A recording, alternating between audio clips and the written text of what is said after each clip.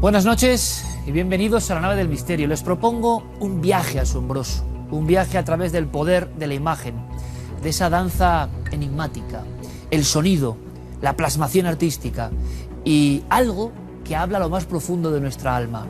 Vamos a hacerlo con un cicerone de excepción, ustedes lo conocen perfectamente y por algún motivo, también misterioso sin duda, él personalmente ha elegido estas obras que hablan, les hablan, y quiero que se sumerjan con nosotros en ese mundo que hemos llamado arte y locura. Doctor Cabrera, como siempre, bienvenido. Iker, buenas noches a los espectadores. Tenemos aquí, Iker, los entresijos del alma humana.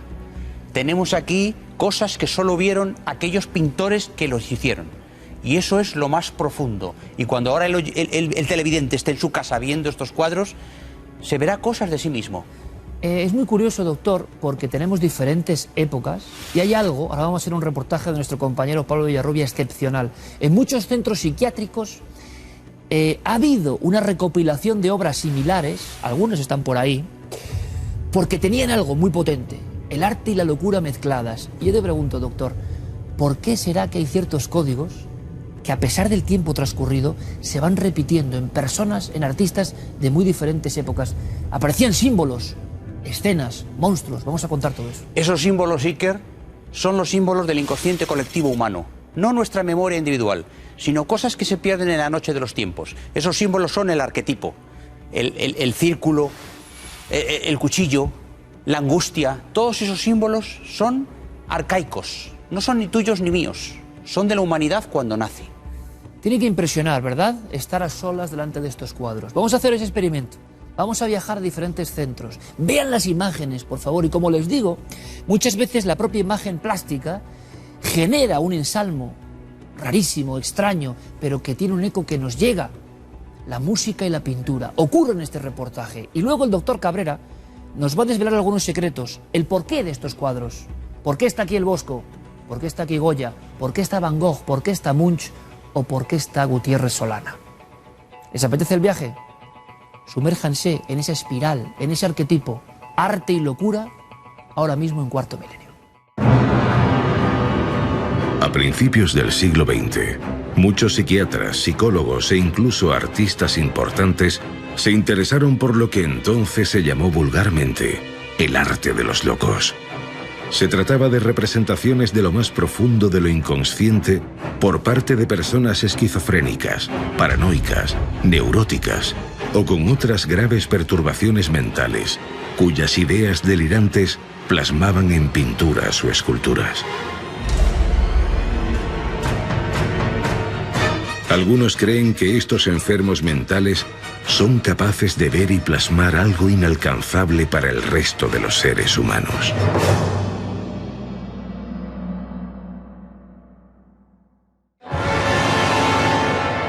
Varias instituciones pasaron a coleccionar estas obras insólitas e inquietantes, como el Hospital Psiquiátrico de Cienpozuelos, cerca de Madrid, donde los religiosos de San Juan de Dios permitieron a sus internos desenvolver o continuar con sus habilidades artísticas de forma terapéutica. Uno de sus más célebres pacientes fue Carlos González Ragel, cuya obra ya era consagrada en España desde los años 30 del pasado siglo. Aparece sangre, aparecen oscuros, aparecen danzas, aparecen misterios, aparecen una serie de elementos característicos de la, repito, el diagnóstico original, psicosis maníaco-depresiva, que hoy llamaríamos de otra manera.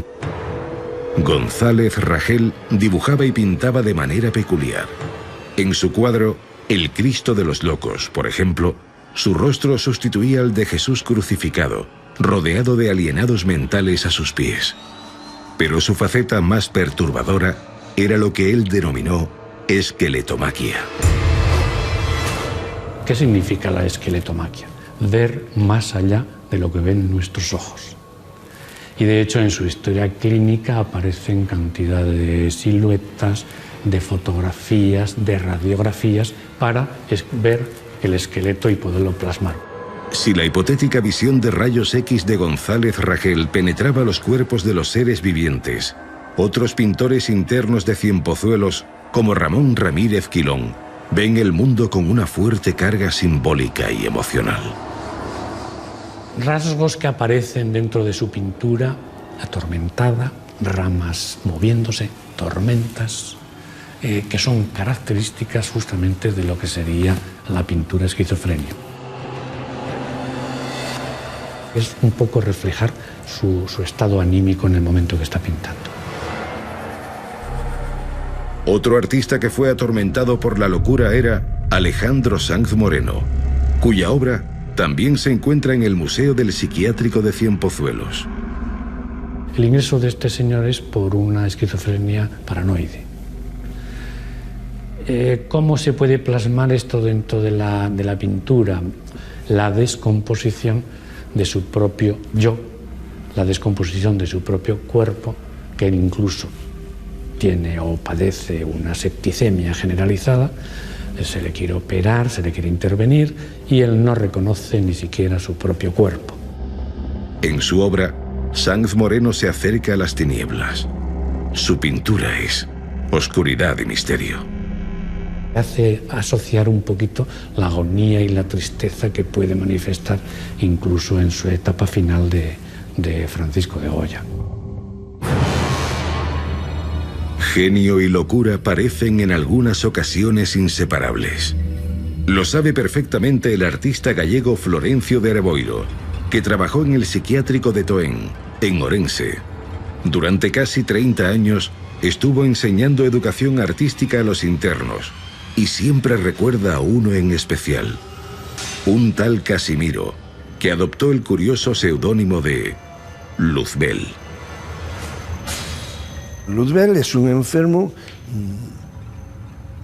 diríamos hasta peligroso, porque era muy fuerte. Se hacía mucha pintura y mucho basada, porque él se consideraba un dios. Las pinturas de Luzbel solían mostrar ángeles, demonios y todo un universo místico trascendental. En Lérida existe una fundación, la Terapéutica Racional, creada por el doctor Ramón Pichén Palmés, a partir de las obras de sus pacientes en la Clínica Psiquiátrica Bellavista. Se pueden clasificar por su frecuencia en temática mística, en temática sobrenatural, por decirlo de alguna forma, de extraterrestres, ovnis, temática de máquinas. La figura de la espiral, la figura del caracol se asocia indefectiblemente con la esquizofrenia. El doctor Ramón Pichén destaca la importancia de los colores a partir de los estados de ánimo de los mal llamados enajenados o alienados mentales. Históricamente los colores oscuros demuestran un estado de ánimo más bajo, de matiz o tono depresivo. Colores claros, colores chillones demuestran una exaltación, demuestran un estado de ánimo mucho más elevado. Y colores absolutamente chillones quizá nos demostrarían una hipomanía o quizá un estado maníaco del paciente. Quizá algunas de las figuras más representativas de la locura sean los monstruos. Para el psiquiatra de Lérida suelen aparecer en muchas de las obras artísticas de suicidas potenciales. Se unen mucho a personas que han tenido o intentos de suicidio o ideación suicidia.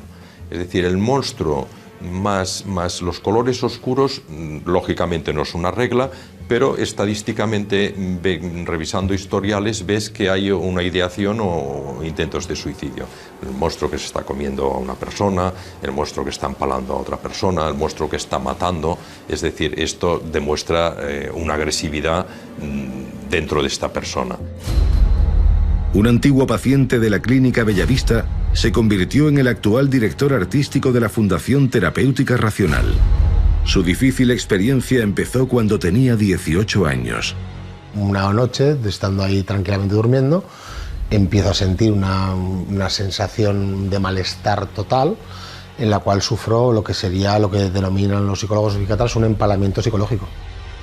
A partir de ahí, pues opto por lanzarme todo el tema del arte, busco expresarme, busco exorcizar todo aquello, sentirme, racionalizar lo que me pasa, porque lo importante en todo esto es racionalizar lo que le pasa a uno. Quizás esos monstruos, esas situaciones, son un poquito la sociedad que se les come, el sentirse fuera de la sociedad o sentirse despreciados por la sociedad. Para algunos internos de instituciones psiquiátricas, la expresión artística es su refugio, su liberación o forma de ahondar aún más en su propia locura. Pero no cabe duda que algunos enfermos mentales nos han dejado un legado artístico, que es el impactante reflejo de su alma atormentada.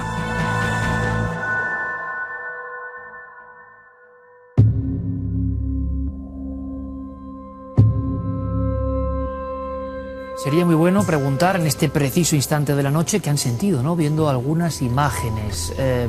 Curiosamente, temáticas que tienen que ver con lo sobrenatural, con los monstruos, con la angustia, se suceden repetitivamente y también a lo largo del tiempo. No sé si te ha impactado, doctor, porque tú nos has ayudado a hacer toda esta historia, evidentemente ha sido un pilar para generar todo esto, pero cuando ahora estábamos viéndolo aquí mismo, esas imágenes salían a saludarnos de el fondo de otras almas y uno siente un sobrecogimiento muy especial, ¿eh? Sobre todo, al haber visto esto en sus casas a estas horas de la noche, cada cual se está viendo un poco a sí mismo, porque todos tenemos un fondo místico. Da igual la condición económica o intelectual, y lo que aquí está saliendo es lo más profundo de nuestra alma, de estas almas atormentadas. Almas atormentadas que siempre, y ustedes lo saben, se ha contado que están en la misma frontera de la genialidad.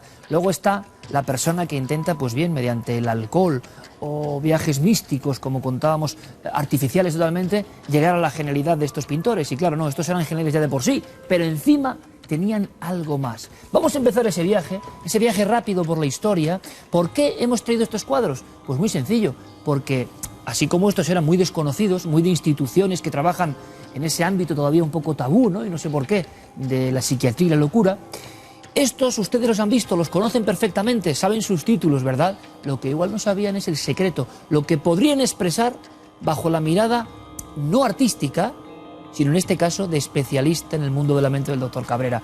Tenemos ahí uno de los cuadros más famosos de toda la historia. El Bosco.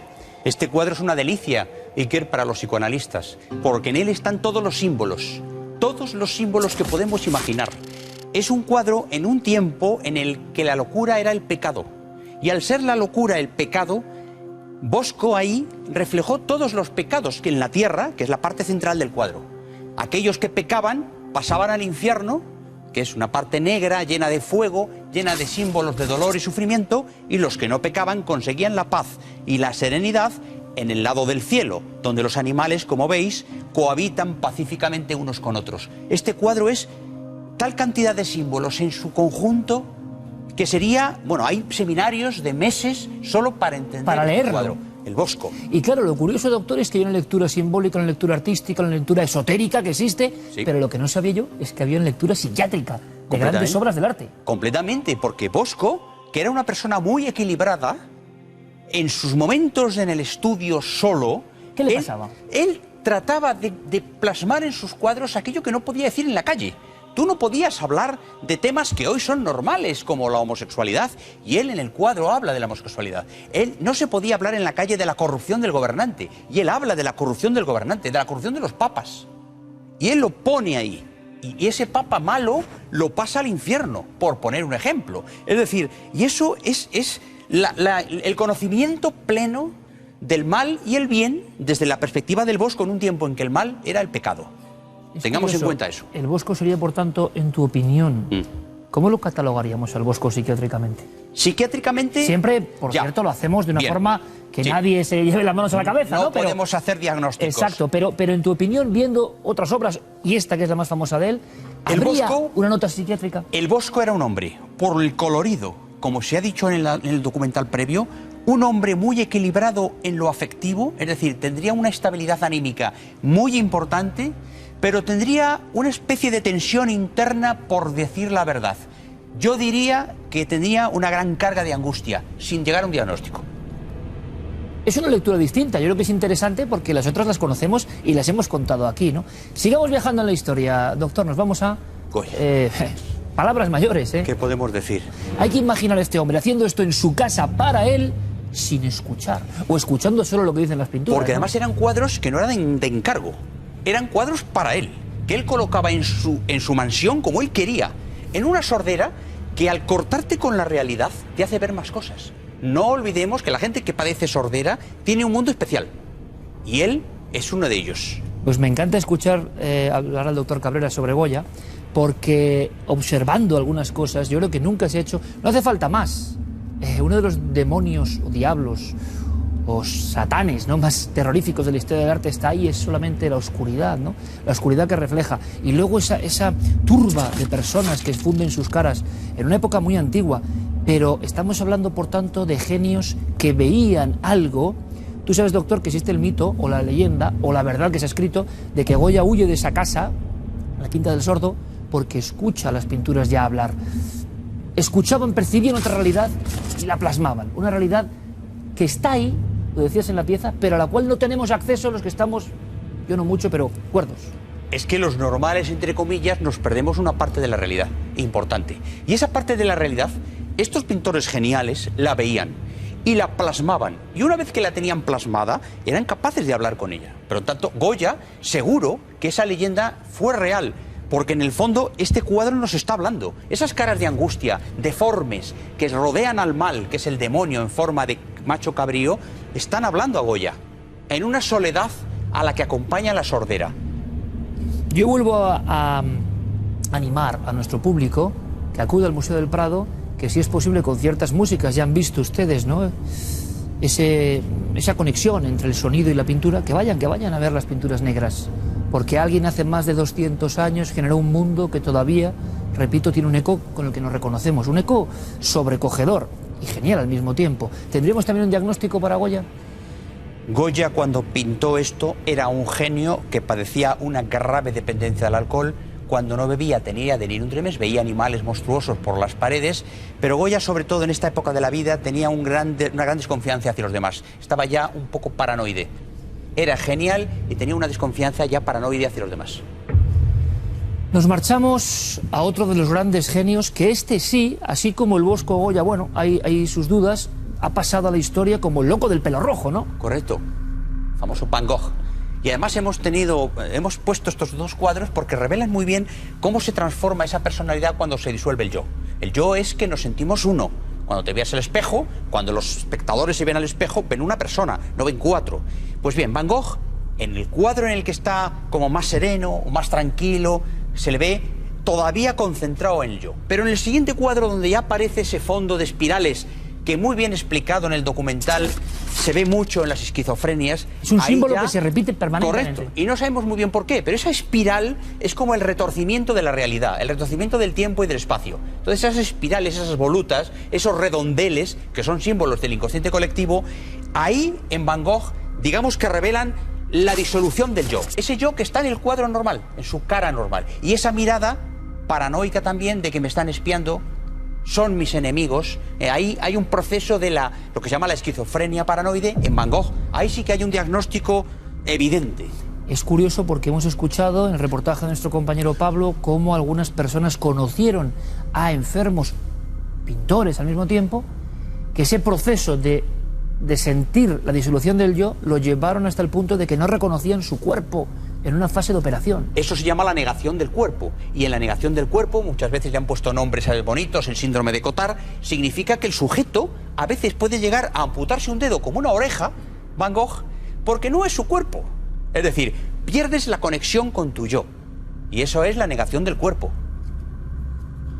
Si hablábamos de angustia como uno de los elementos fundamentales en la historia de este arte genial que roza la locura, tenemos la historia de Munch, otro de los iconos del arte universal. Creo que el propio Munch, doctor, por lo poco que sé, dice en un momento que realmente atravesando un puente en cierto instante, él nota cómo el mundo cambia. Esto no sé si se conoce. No es un cuadro como todos estos para decorar a ver si lo vendo. Él refleja aquí algo que le pasa de verdad. Él no pudo soportar esa sensación al cruzar el puente. Era un noruego muy especial, como todo el mundo sabe, y necesitó pintar esto. Y al pintar esto él se liberó de esa angustia. Este es el grito de la angustia, el grito de la disolución. Es decir, y además, fijaros que pone mucho colorido rojo y naranja en el cielo. El rojo es un color muy fuerte, A la gente muy sensible, muy neurótica, el rojo le choca. Al psicópata no, porque es el rojo de la sangre. Y él vio ese cielo lleno de rojo y debajo estaba él gritando porque no sabía lo que estaba pasando, que es la angustia. Este es el grito de la angustia en Munch. Es muy curioso, doctor, porque se ha hablado muchísimo de esa especie de cadaverización, Sí. De expresión que vemos también que se repite permanentemente en este tipo de pintores de hoy. Sí. Muchos incluso que igual no tienen referencias de Munch y en las caras que pintan, ustedes lo han visto, diferentes épocas, esas caras cadaverizadas aparecen, bueno, la que vamos a ver otro pintor, Luego que lo es veremos. Goya, el Sí. esqueleto ya es tremendo, pero esa cara como de la muerte que surge, que se asoma a la vida, es permanente. Y es por una razón muy sencilla. La gente quizá no lo sepa en su casa, pero hoy lo va a aprender. La angustia es el angor, es la sensación que tenemos en el pecho. La angustia es lucha. La angustia es lucha y es agonía. Cuando uno va a morir, y todos vamos a morir, previo a la muerte está la lucha. Y la lucha es la agonía, y la agonía es la angustia. Por lo tanto, aquí está la angustia, y esa angustia se refleja en la calavera de este hombre que al verse así cree que va a morir. Es la calavera de la muerte. El grito más famoso creo que de todos los tiempos, ¿no? Ninguna fotografía, ningún vídeo, ningún, no sé, documento Podría digital hacer eso. puede Jamás. simular esta historia del noruego Munch. Nos queda un autor español, yo creo que quizá no tan conocido, para mí uno de los grandes genios, se le llama doctor pintor de la España negra, porque también en sus cuadros aflora toda esa cosa del inconsciente colectivo que tenemos. Ahora, lo más sorprendente es que volvemos a ver el arquetipo de muchas cosas que hemos visto en esas pinturas de los psiquiátricos, y cuenta la leyenda, doctor, a ver si esto tiene también algún significado, que el propio Solana, cuando entra en su casa, cuando fallece Gutiérrez Solana, ese gran pintor, pues su casa está todo llena de esas cosas. Él ya ha traspasado el cuadro y el cuadro es su vida. Solana es un hombre que tiene una vida interna tan intensa y tan hipertrofiada que la realidad que le rodeaba era insignificante para él. Él estaba obsesionado por ser normal y no lo podía ser, sin caer en la cuenta de que a veces la genialidad impone ese sacrificio, impone no ser normal. Y ese es el cuadro de Máscaras y Cabezas, también con el eje central de la muerte, que luego ya en la esqueletomaquia, bueno, ya... La frase esqueletomaquia, casi el pintor con rayos X, vamos a decirlo así, o que intentaba ver, yo creo que más que el físico, el alma, lo que estaba detrás.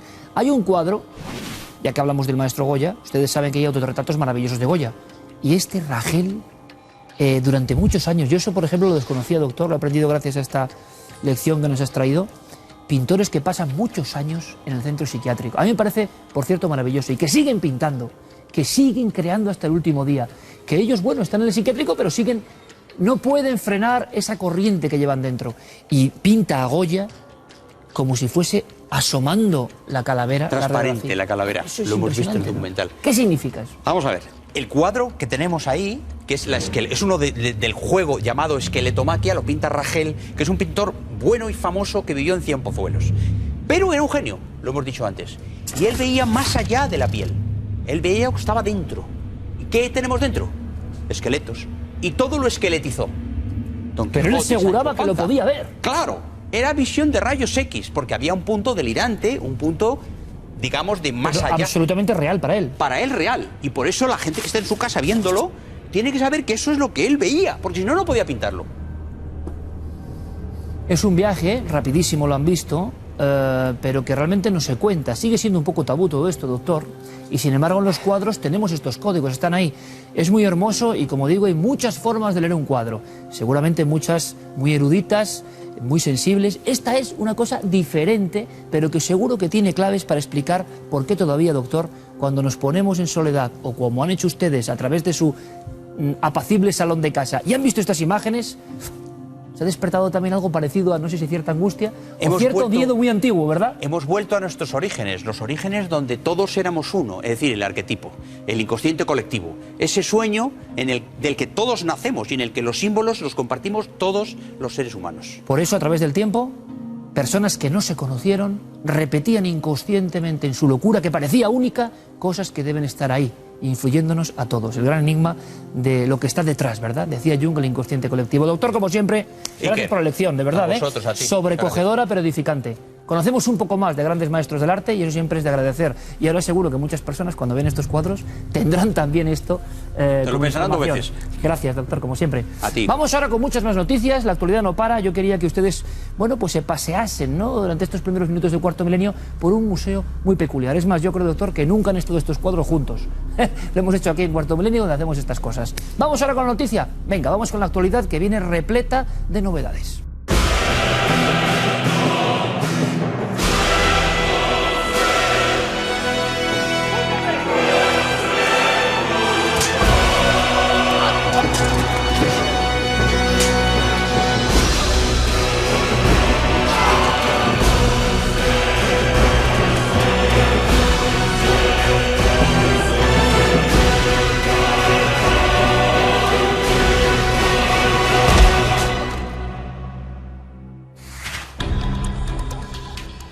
Vivimos un auténtico viaje al pasado. El pasado se hizo presente en pleno anfiteatro romano de Mérida, hasta con gladiadores. Fue una escena impresionante que fue también prólogo o previo a una madrugada llena de emociones, de misterios y simplemente devolverles todo el afecto con agradecimiento que recibimos allí. Cumplíamos 12 años. El programa hermano de Cuarto Milenio, Milenio 3 en la cadena SER, cumplía 12 años. Y la verdad es que es difícil. Santiago, buenas noches, compañero. Buenas noches, Iker. Carmen, buenas noches. Buenas noches, Iker. Recopilar tanta emoción es un poco lo inefable, ¿no? Porque uno siente la energía, eso que hablamos tantas veces, ¿no? La energía está ahí físicamente y uno la siente. Pues sí, la verdad es que siempre es una experiencia maravillosa compartir una noche con los oyentes de Milenio 3, con los amigos de la nave del misterio en general, pero en ese marco precisamente, con piedras de 2000 años, en una construcción que exhalaba una energía especial, no solamente la energía de la gente, sino algo que se retroalimentaba entre las dos cosas, esa acústica, la recreación de los gladiadores, todo ello formó pues desde luego una experiencia única, una noche mágica, no solamente para el público, sino para nosotros también. ¿Con qué imagen te quedas, con qué sensación te quedas de esa vivencia, ¿no?, emeritense? Yo creo que fue espectacular. Por ejemplo, estos chicos de la Escuela de Gladiadores de Mérida, de Mérida Augusta, lo hacen una vez al año, y entonces dijeron, por Milenio 3 lo que haga falta, y nosotros rompemos el protocolo, entre comillas, y esta noche, que había que ver ese cielo estrellado, la madrugada, ahí estuvo también nuestro compañero Camilo Rey, y nos ha hecho una crónica, ¿no?, nos ha hecho una pieza, pero qué difícil es expresar todo esto, ¿no? Cuánto cariño y tanta gente. Es muy complicado porque no es lo mismo estar allí rodeado de toda esa gente y además en un marco incomparable, ¿no? Nunca habíamos hecho Milenio 3 en un sitio tan especial, tan milenario como es el anfiteatro de Mérida. Y lo que te encuentras además es que ya no hay ni televisión ni radio, sino que hay una familia que está viviendo allí algo que unos cuantos locos le contamos. Y además ellos te transmiten a su vez sus propias sensaciones, su cariño, que te lo hacen llegar de muchísimas maneras, no solamente estando allí presentes, llenando ese anfiteatro, que nos decían incluso en Mérida que nadie ha llenado ese anfiteatro. Con lo cual, pues agradecer a toda esa gente que se desplazó además desde todos puntos de España para vivir una noche mágica en la que para nosotros será muy especial, ¿no?, el cumplir este 12 aniversario.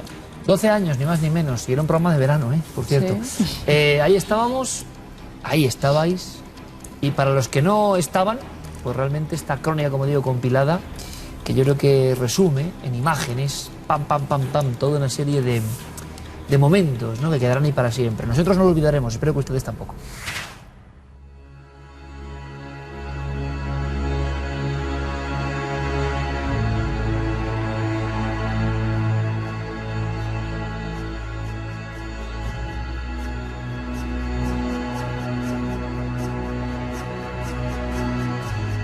Una noche como esta, justo hace 12 años, nació un programa de radio. Un espacio que soñaba con ser nave y refugio de muchos entusiastas, de muchos buscadores, de muchos apasionados con el gran enigma de la vida. El camino no ha sido fácil, pero aquí estamos, en un lugar sagrado, celebrando con todos vosotros que nada ni nadie haya podido rebajar ni un gramo de nuestra pasión por conocer, por descubrir por soñar, como aún sueñan los que tienen el alma de niños. Seguimos hablando el misterio y su significado profundo y transformador. Y estamos aquí 12 años después, gracias a vuestro apoyo. Quizá porque vosotros también guardáis como un tesoro el latido del alma de los niños y esa visión llena de asombro y de fascinación por lo desconocido. No puede haber mejor lugar de poder para celebrar esta madrugada mágica.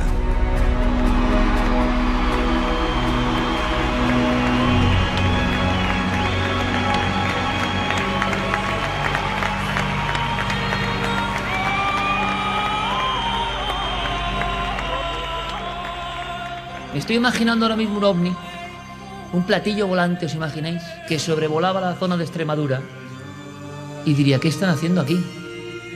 Hay un círculo de piedra, oiga, comandante galáctico, hay un círculo de piedra, hay unas 1200 personas, suenan unas músicas maravillosas, extrañas, eso sí, está iluminado, ¿será una señal?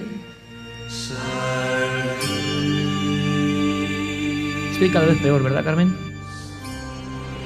Sí.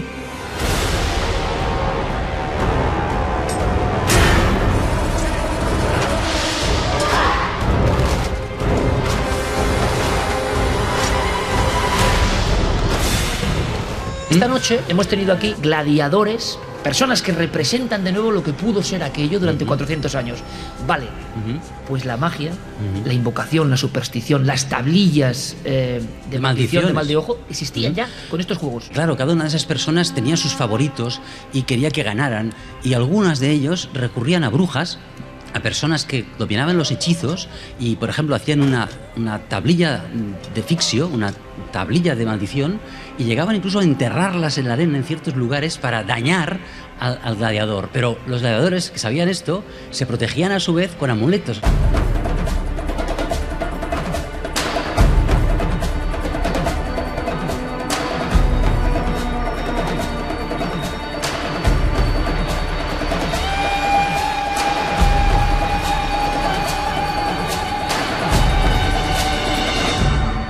¿Cuánto diríais que tiene la humanidad de reservas de comida?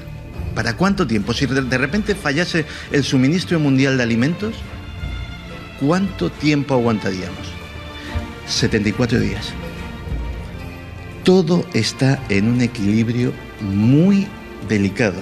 Si falla un factor, unas malas cosechas como fueron en Roma, si cambia el clima 2 graditos de nada, una civilización como la que nos rodea en sus restos ahora mismo se puede venir abajo.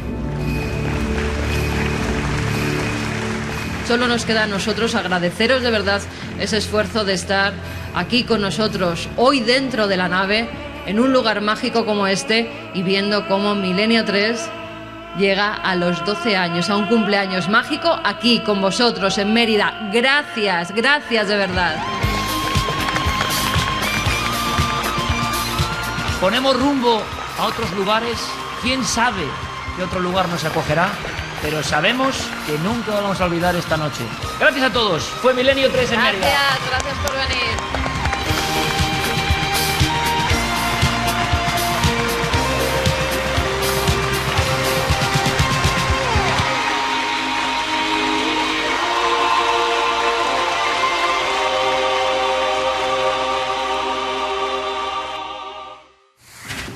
Mérida, primer día de junio 2014, como decimos, inolvidable para nuestra pequeña historia. Luego les contaré algo más ahí en la zona de reflexiones y comentarios, pero la actualidad pide paso. Esto es la actualidad. Lo que viene ahora con imágenes tan potentes también, Santi. El sol, que parece que ruge, ¿no?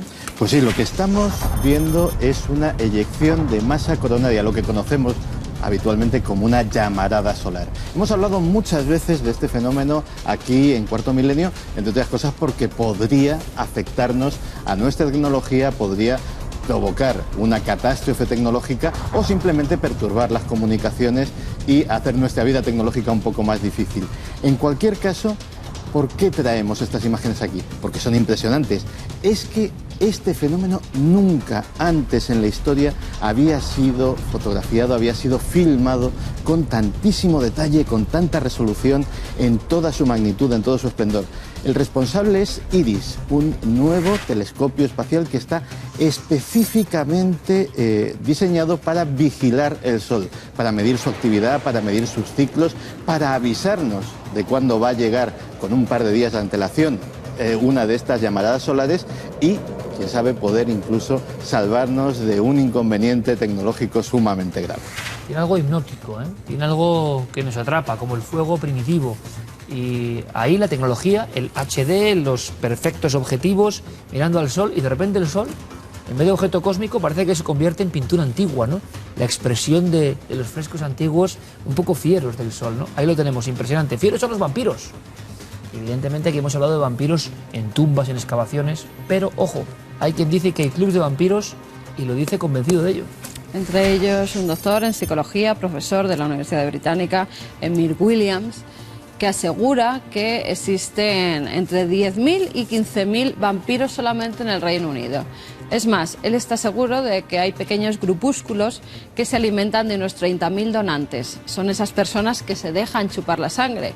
Además, tienen ya muy sabido cuál es la parte del cuerpo donde deben cortar para no hacer daño tampoco al donante, chupar poca de esa sangre que sale, no vayan a hacerle algún daño. Y no solamente eso, sino que además ha puesto en funcionamiento una web con una serie de test para que todos aquellos que se sientan vampiros le escriban y digan pues dónde se reúnen, cómo son esas veladas tan sangrientas, si duermen en ataúdes o no duermen en ataúdes.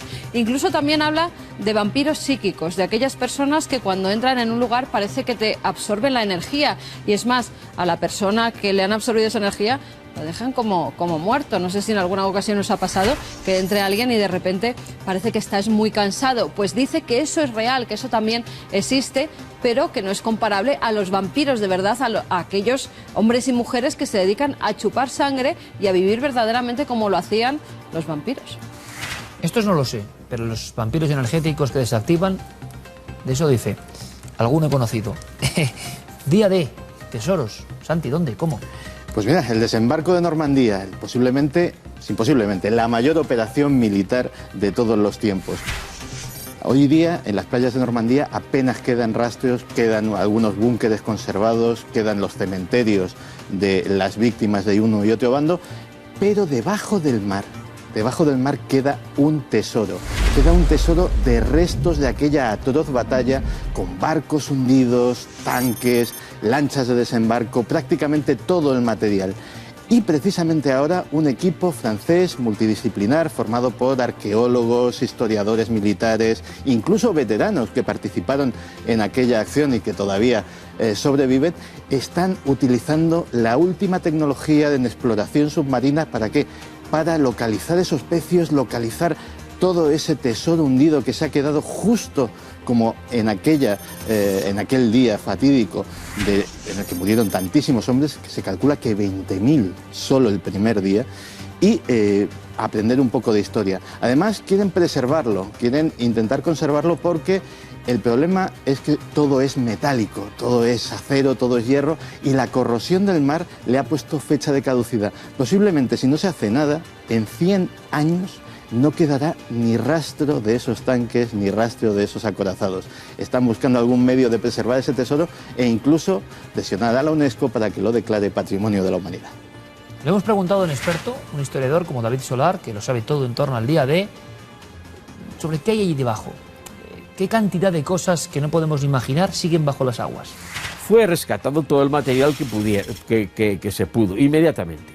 Después el chatarreo de la posguerra pues liquidó lo que estaba más a flor de agua, lo que estaba más fácil de rescatar.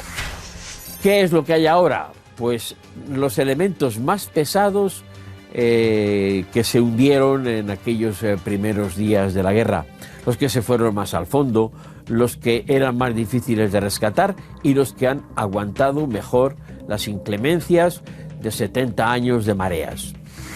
Y un par de tesoros diferentes ocupan la parte final de nuestro informativo, de nuestro cuarto milenio actualidad. Egipto, de nuevo, una vez más, pero es como llegar a un momento mágico. Ese momento que hemos leído en viejos libros, ahora se ha filmado. Sí, porque es en 100 años, en un siglo, la primera vez que se halla intacta una tumba de un gobernador. Y esto además han sido arqueólogos de la Universidad de Jaén, a la cabeza está su director Alejandro Jiménez, quienes han descubierto esta tumba que parece ser de un gobernador, Acaib III. Es muy curioso porque en un principio encontraron un misterio. Primero tuvieron que abrir 2 losas muy pesadas de piedra para llegar hasta el sarcófago. Y en el sarcófago lo primero que vieron es que había un nombre de mujer, pero luego se dieron cuenta que dentro, el verdadero, el que contenía el cuerpo, era el de un hombre y además el de un gobernador.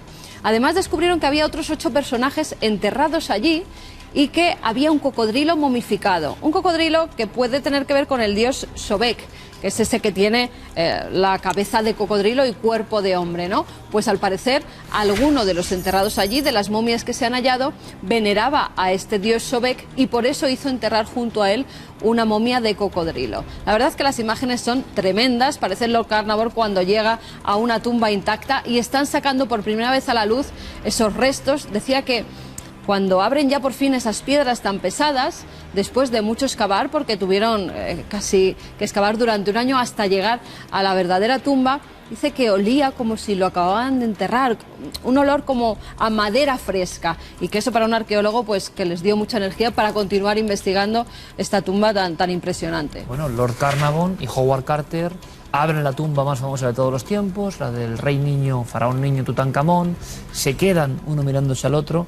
Y claro, estamos casi viéndolo filmado. Cuenta la leyenda, la verdad, que le dice uno al otro, ¿qué está viendo? ¿Qué está viendo Howard? Dice, cosas maravillosas, cosas maravillosas. No podía decir ni aportar nada más, se había quedado hipnotizado, como ocurre también con estas imágenes, ¿no? Son impresionantes, es el arqueólogo llegando a ese momento auténticamente de esplendor.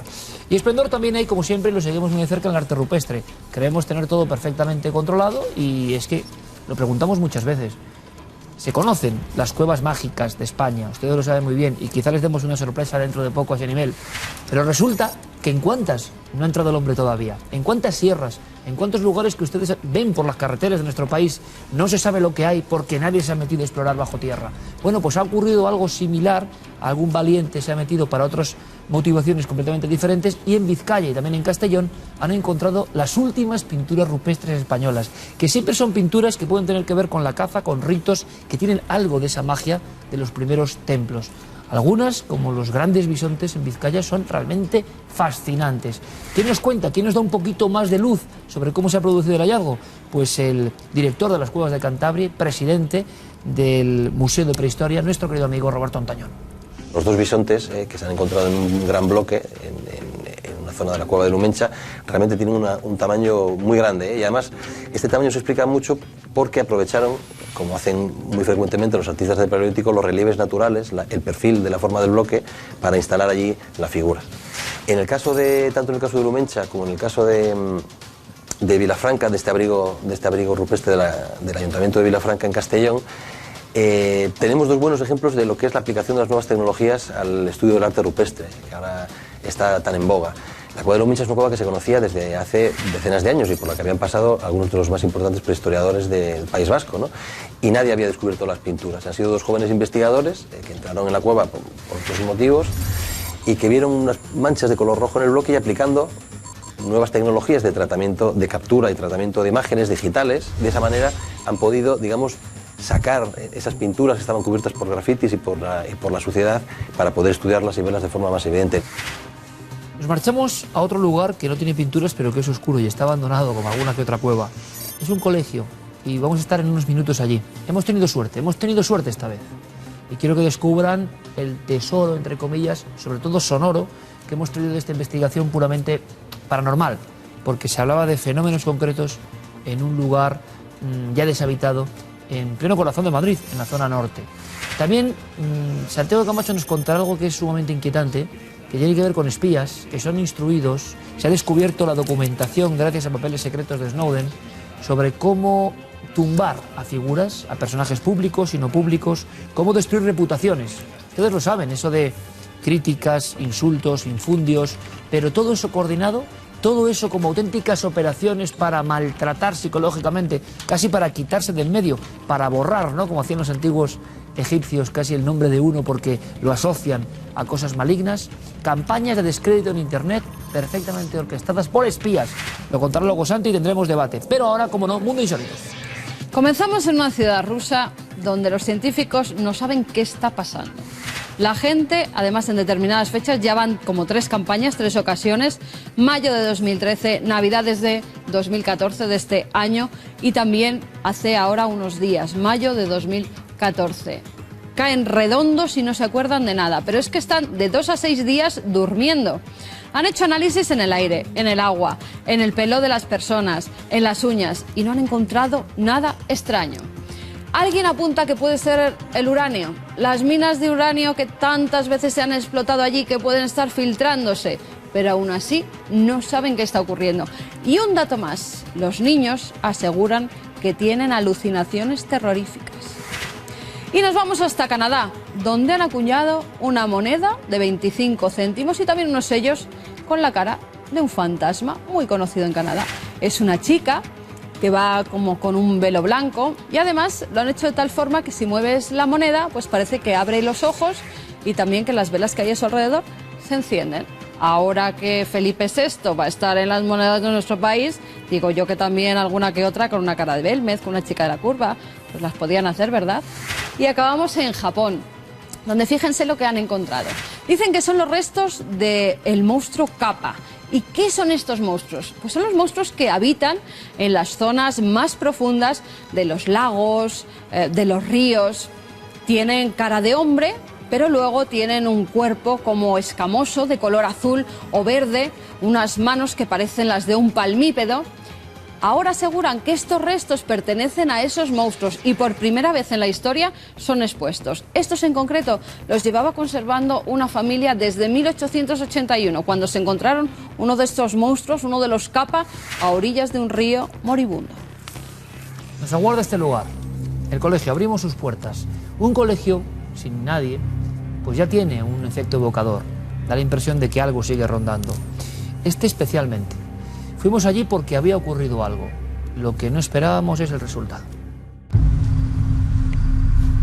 La idea en sí era la de entrar a un colegio que llevaba pues cerrado un cierto tiempo. Nosotros no sabemos cuánto tiempo llevaba cerrado, pero queríamos denunciar una situación en la cual pues el colegio se estaba echando a perder, ¿no?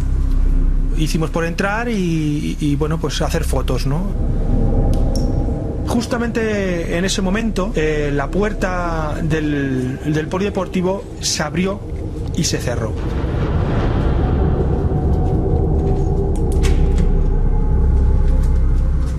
La otra persona que venía conmigo, no la fotógrafa, sino la otra persona que venía conmigo, me hizo fijarme si había visto una sombra por debajo del zócalo de la puerta.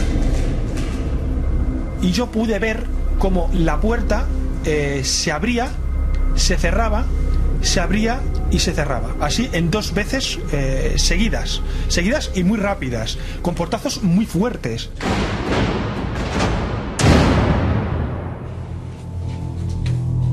Nos dimos cuenta que en una de las pizarras de una de las aulas vimos la cara clara y nítida de una niña, y eso fue lo que nos sobresaltó.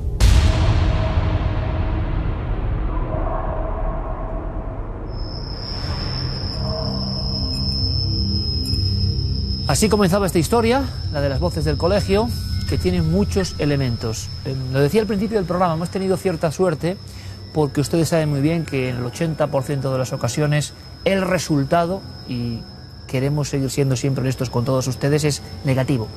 Llegamos con nuestras cámaras grabadoras, con toda nuestra buena fe, pero el misterio, sea lo que sea, no quiere estar con nosotros y parece que es mucho más poderoso precisamente que nuestras ansias. Y pocas veces ocurre esa conjunción, que lleguen los investigadores y que encuentren elementos que ustedes van a escuchar, sobre todo, que son dignos de la reflexión. Pero hay más. Es que nuestro equipo, con Clara Tahoces y Javier Pérez Campos, sin llamar la atención en absoluto, simplemente queriendo saber si se puede tener una explicación racional y natural, han acudido en varias noches sucesivas y en todas las noches han pasado cosas. Esto sí que es raro. En todas las noches han pasado cosas. Y creo que el escalofrío, se lo aseguro, les conozco muy bien hace muchos años, aún lo tienen en el cuerpo. Clara, compañera, buenas noches. Muy buenas noches, Iker. Así empezaba esta historia. Unos muchachos que no iban precisamente a buscar fantasmas ni cosas raras, sino a denunciar como ciudadanos comprometidos una situación de absoluto abandono. Sí, en efecto, una situación que bueno, les venía preocupando, pues las instalaciones que se estuvieran perdiendo cuando podían ocuparse en unas actividades para beneficio del barrio. Y este fue el único interés que les movió a entrar en este lugar. Hay una fotógrafa, 2 testigos, que salen prácticamente huyendo, aterrorizados. Pero si han vivido todo eso dentro de ese colegio, una sombra, ¿no?, por el otro lado de la puerta, viéndose parte de ella por el zócalo. Ver que una puerta se abre y se cierra sin nadie 2 veces no debe ser muy agradable. Salen de allí muy asustados. Es tanto el impacto que ellos tienen que tú te decides para acudir allí. ¿Y cuál es tu primera impresión del lugar? Bueno, sí, evidentemente lo que quería era ir porque encima es un caso vivo, es decir, es un caso que está sucediendo ahora, que no es una cosa que ha ocurrido hace 3 años, ¿no? La primera impresión es que, bueno, pues lo que me recibió primero fue el olor a colegio, es decir, ese olor tan característico de las escuelas que pese al abandono, que lleva varios años abandonado, seguía existiendo allí, ¿no? Y luego el que estuviera abandonado, pero hubiera material, alguno de cierto valor, y que estuviera todavía allí sin que nadie se lo hubiera llevado, como si aquello se hubiera abandonado de una manera un poco precipitada. Y esto es un poco la primera impresión nada más entrar, ¿no?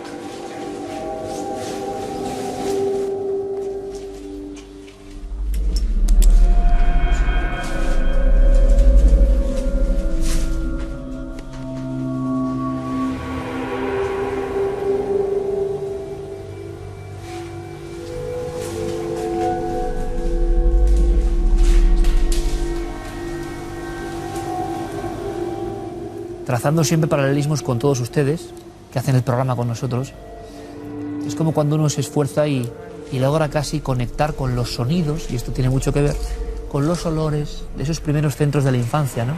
Parece que se han quedado en nuestro cerebro. Claro, lo extraño es que todavía siguen ahí. Y lo que tú acabas comprobando, Clara, es que no solo es el olor a colegio antiguo, sino que las grabadoras, primero con sorpresa, van a ir captando una serie de sonidos que tienen mucho que ver con un colegio, pero en plena actividad. Ahí estáis de noche. Estamos en cronología contando primero lo que investiga Clara, luego se unirá Javier Pérez Campos. Buenas noches, compañero. Buenas noches, Iker. Porque él tiene su otra parte en la investigación, que comparte con Clara, pero al principio vemos a nuestra compañera allí. Vale, hay una sensación como de que ese pasado sigue. La sorpresa tuya enorme, imagino, es cuando compruebas que en las grabadoras se registra algo, que visualmente no comprobáis nada de las puertas. Sí que escuchéis ruidos. Sí que escuchamos las puertas varias veces. No las veis directamente, ¿no? No, las escuchamos, pero tengo que decir que yo entré con cierto, como siempre entro, intento, bueno, pues a ver si hay algo, pero realmente no con la impresión de que va a haberlo, es decir, lo normal es que no lo haya.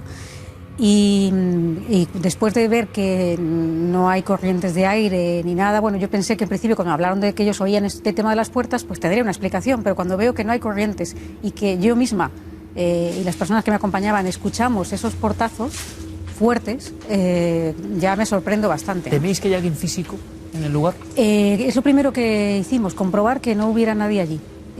Para evitar posibles errores de apreciación y sustos también, ¿no? Entonces yo sabía ya que no había nadie. Lo curioso es que al realizar las grabaciones, la sorpresa viene después, cuando ya en casa las vuelco en el ordenador y puedo darme cuenta de que hay una serie de inclusiones que además tienen mucho que ver con un colegio, tienen mucho que ver con niños y con infancia en general. Si les parece, vamos a escuchar esas 3 voces diferentes y vamos a intentar imaginar o comprender por qué ocurrió con ese colegio. ¿Tiene algún sentido? ¿Por qué se abandonó el colegio? Empezamos con las voces.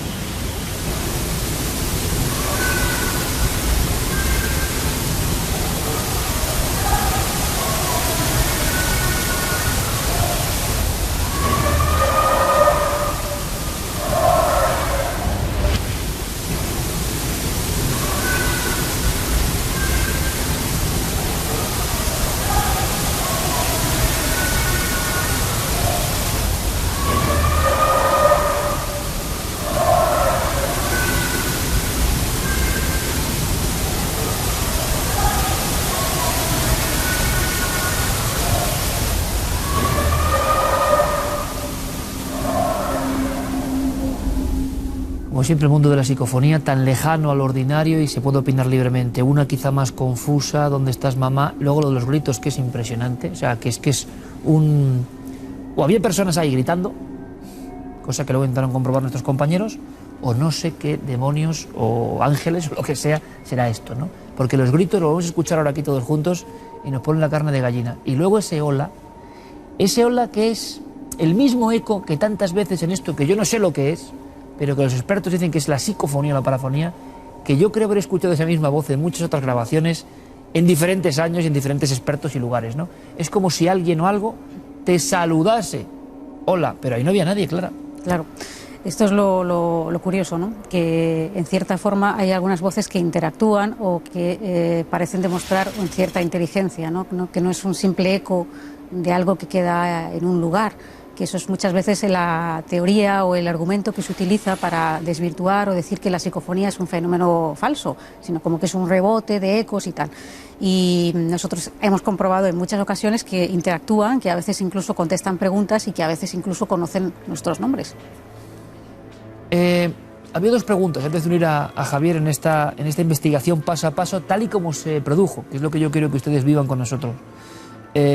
Clara, evidentemente, se queda impresionada porque son 3 voces, pero hay bastantes más. Esto puede tener una explicación.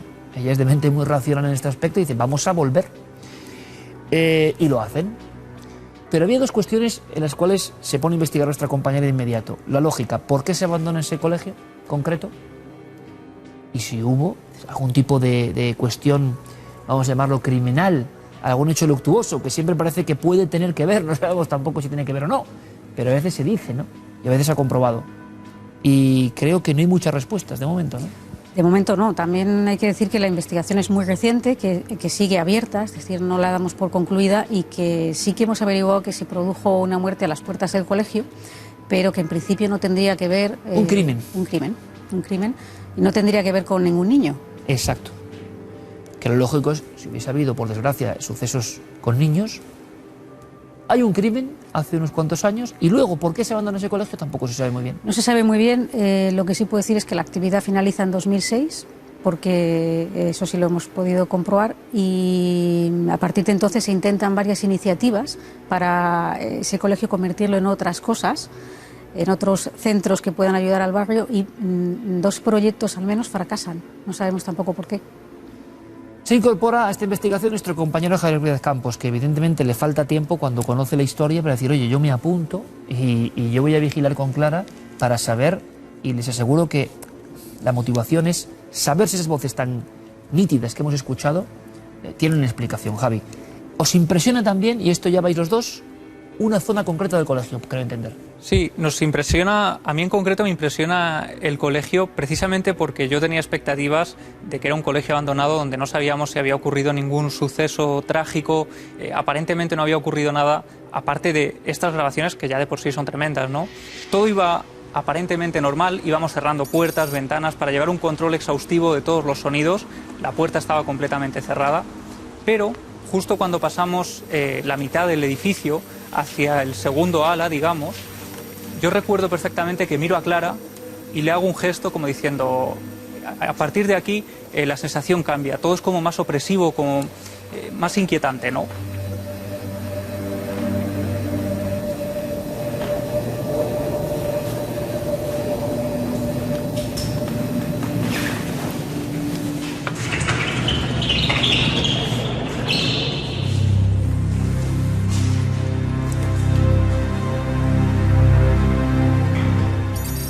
Javi, comprobáis que esos sonidos no se escuchan en la noche, en ese lugar, os vemos grabando, esos sonidos de niños, esos alaridos, eso no se escucha allí. No se escucha, nosotros además, fíjate, decidimos casi sin decir nada hacer la prueba psicofónica en un aula muy concreta, pese a que era igual a todas las demás.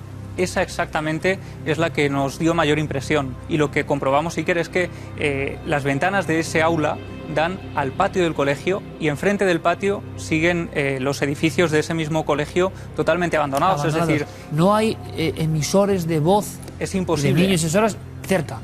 Nada, y nosotros además, Clara y yo, dejamos la grabadora en ese aula y nos marchamos a la planta de abajo solo a unos metros de allí. Es decir, que de producirse cualquier sonido lo habríamos escuchado.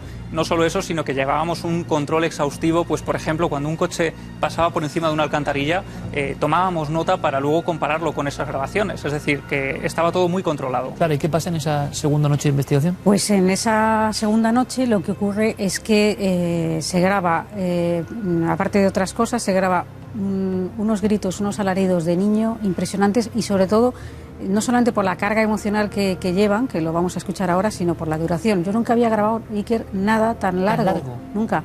Casi dura un minuto, son 45 segundos de gritos sin parar. Vamos a escucharlos, por favor.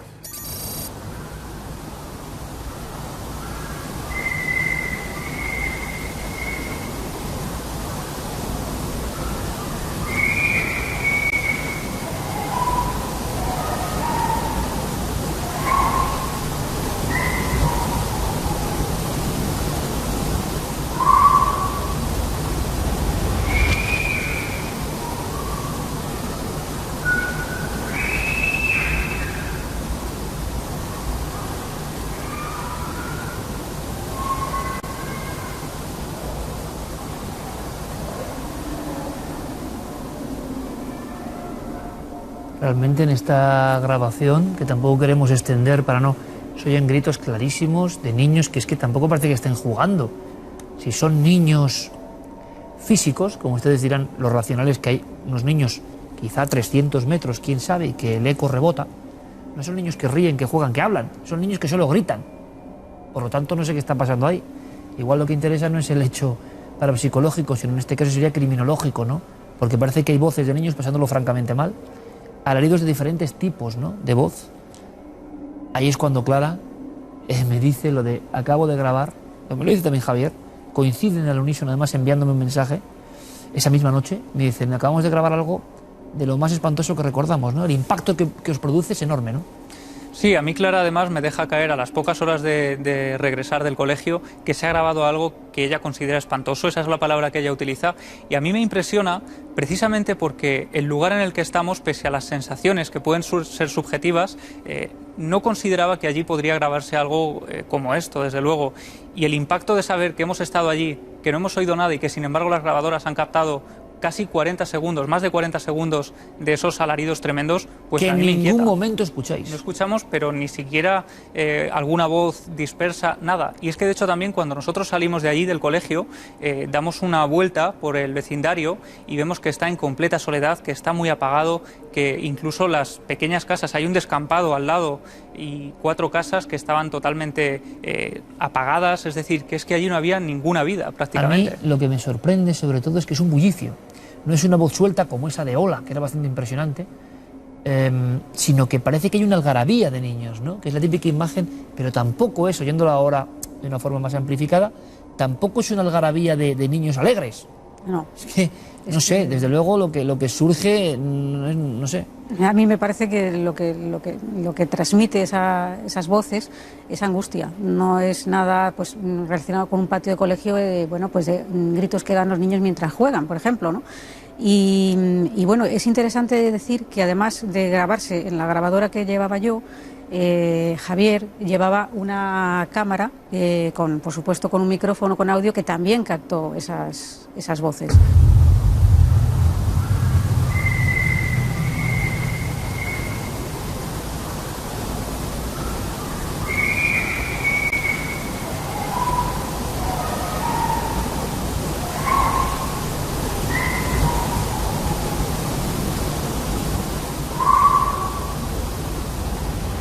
Y si faltaban pocas cosas, nuestros amigos dicen, bueno, tiene que haber alguna explicación. Tercera noche con Clara Tahoces para saber si en el lugar donde se grabó esto puede ocurrir algo, algún tipo de efecto, algún tipo de carambola. O sea, queremos comprobarlo, no es ir y... Bueno, pues ahí están nuestros compañeros de nuevo para saber qué ocurre. Y aquí hay una sorpresa ya monumental, es un tipo de voz diferente. Como siempre hay más voces, pero esta es diferente y te sorprende por una cuestión lógica, claro. Sí, me sorprende porque, bueno, pues dice mi nombre, que no es la primera vez, es decir, tengo ya varios Claras en diferentes lugares y siempre impresiona cuando algo que tú no conoces o no sabes cuál es su origen, te menciona. Pero no es la única grabación, lo que pasa es que no hemos tenido tiempo de procesar todo el material, pero hay más cosas. Porque esto es última hora, esto se ha grabado y que decirlo hace unas horas, ¿eh? Sí, y además hay que decir que nuestra intención sobre todo era hacer esa prueba ya con un micrófono de una gran calidad y regresar allí para comprobar otra vez de nuevo todo lo que es el entramado del colegio, a dónde daba ese aula. Es decir, fuimos ya concretamente a grabar ahí, en ese aula, y comprobamos eso, que realmente no podía ser un sonido exterior. Sin embargo, esta vez los gritos y alaridos no regresaron, que sepamos de momento, estamos procesando esta última jornada, y sí regresó este mensaje concreto, que también es curioso, ¿no? Si son sonidos habituales, pues los niños, los gritos siempre saldrán. No, de repente solo sale esa otra voz. Clara, ¿la escuchamos, os parece? Vamos allá.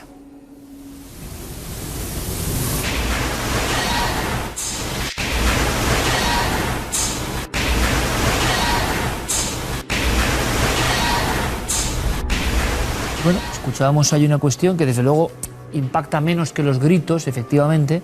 Los gritos eran como muy angustiosos y esto es como una voz perdida que dice Clara. En esa tercera voz, o que creemos que dice Clara, ojo, que esto siempre es muy subjetivo.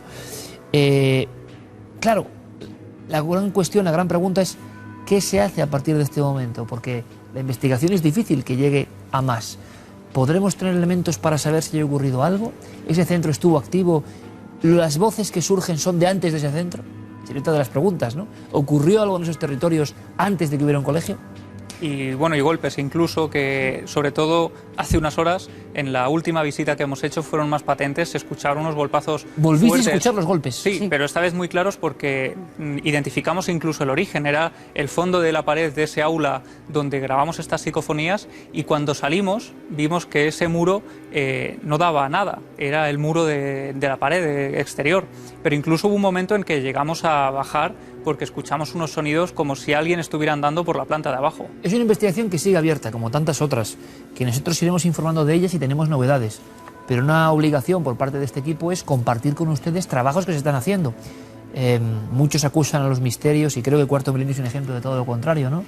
De estar con temas muy similares. No, es que los temas siguen ocurriendo y en este caso en pleno corazón de la capital de España.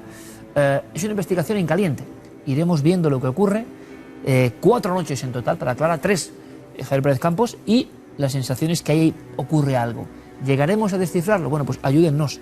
Puede que haya información, tienen las vías, como en otras ocasiones ha ocurrido recientemente, para que ustedes nos saquen de dudas, colaboren con nosotros. Quizá alguien sabe algo, quizá alguien intuye, no queremos dar más datos, el lugar que es concretamente y si ocurrió algo o la historia de ese sitio. Les prometemos seguir con la investigación, pero es una pesquisa donde las voces se han cruzado con nosotros. Y así como les contamos muchas veces, aquí no ha pasado nada, cuando pasa, ahí están las pruebas y ustedes también ayúdennos a descifrar el misterio, que siempre es lejano de todos nosotros, pero que nos hipnotiza. Clara, Javi, que continúe la investigación, muchísimas gracias y que esta impresión, que es un poco oscura por lo que se escucha, pues solo nos ayude a tener todavía más fe y más entusiasmo en nuestro trabajo. Gracias, amigos. Gracias. Como siempre. Nosotros proseguimos, continuamos, no perdemos un minuto. Ya saben ustedes, el Cuarto Milenio, hacía tiempo que no tratábamos un tema tan clásico, ¿verdad? Voces, investigación, bien. Lo tratamos porque es muy interesante y de última hora. Vamos con algo que sí está siendo muy habitual en nuestro programa. Creemos que tiene que ser así. Estamos en transformación permanente. La conspiración, nos manejan, la red, internet, personas encargadas de destruir reputaciones. Les va a interesar seguro. Santiago Camacho trae una información de última hora. Pero antes, recordemos, ¿no? Quedémonos con ese eco. A mí ha habido una que me ha impresionado mucho, ¿eh? Tanto la de los gritos, ojo, como ese niño que dice hola.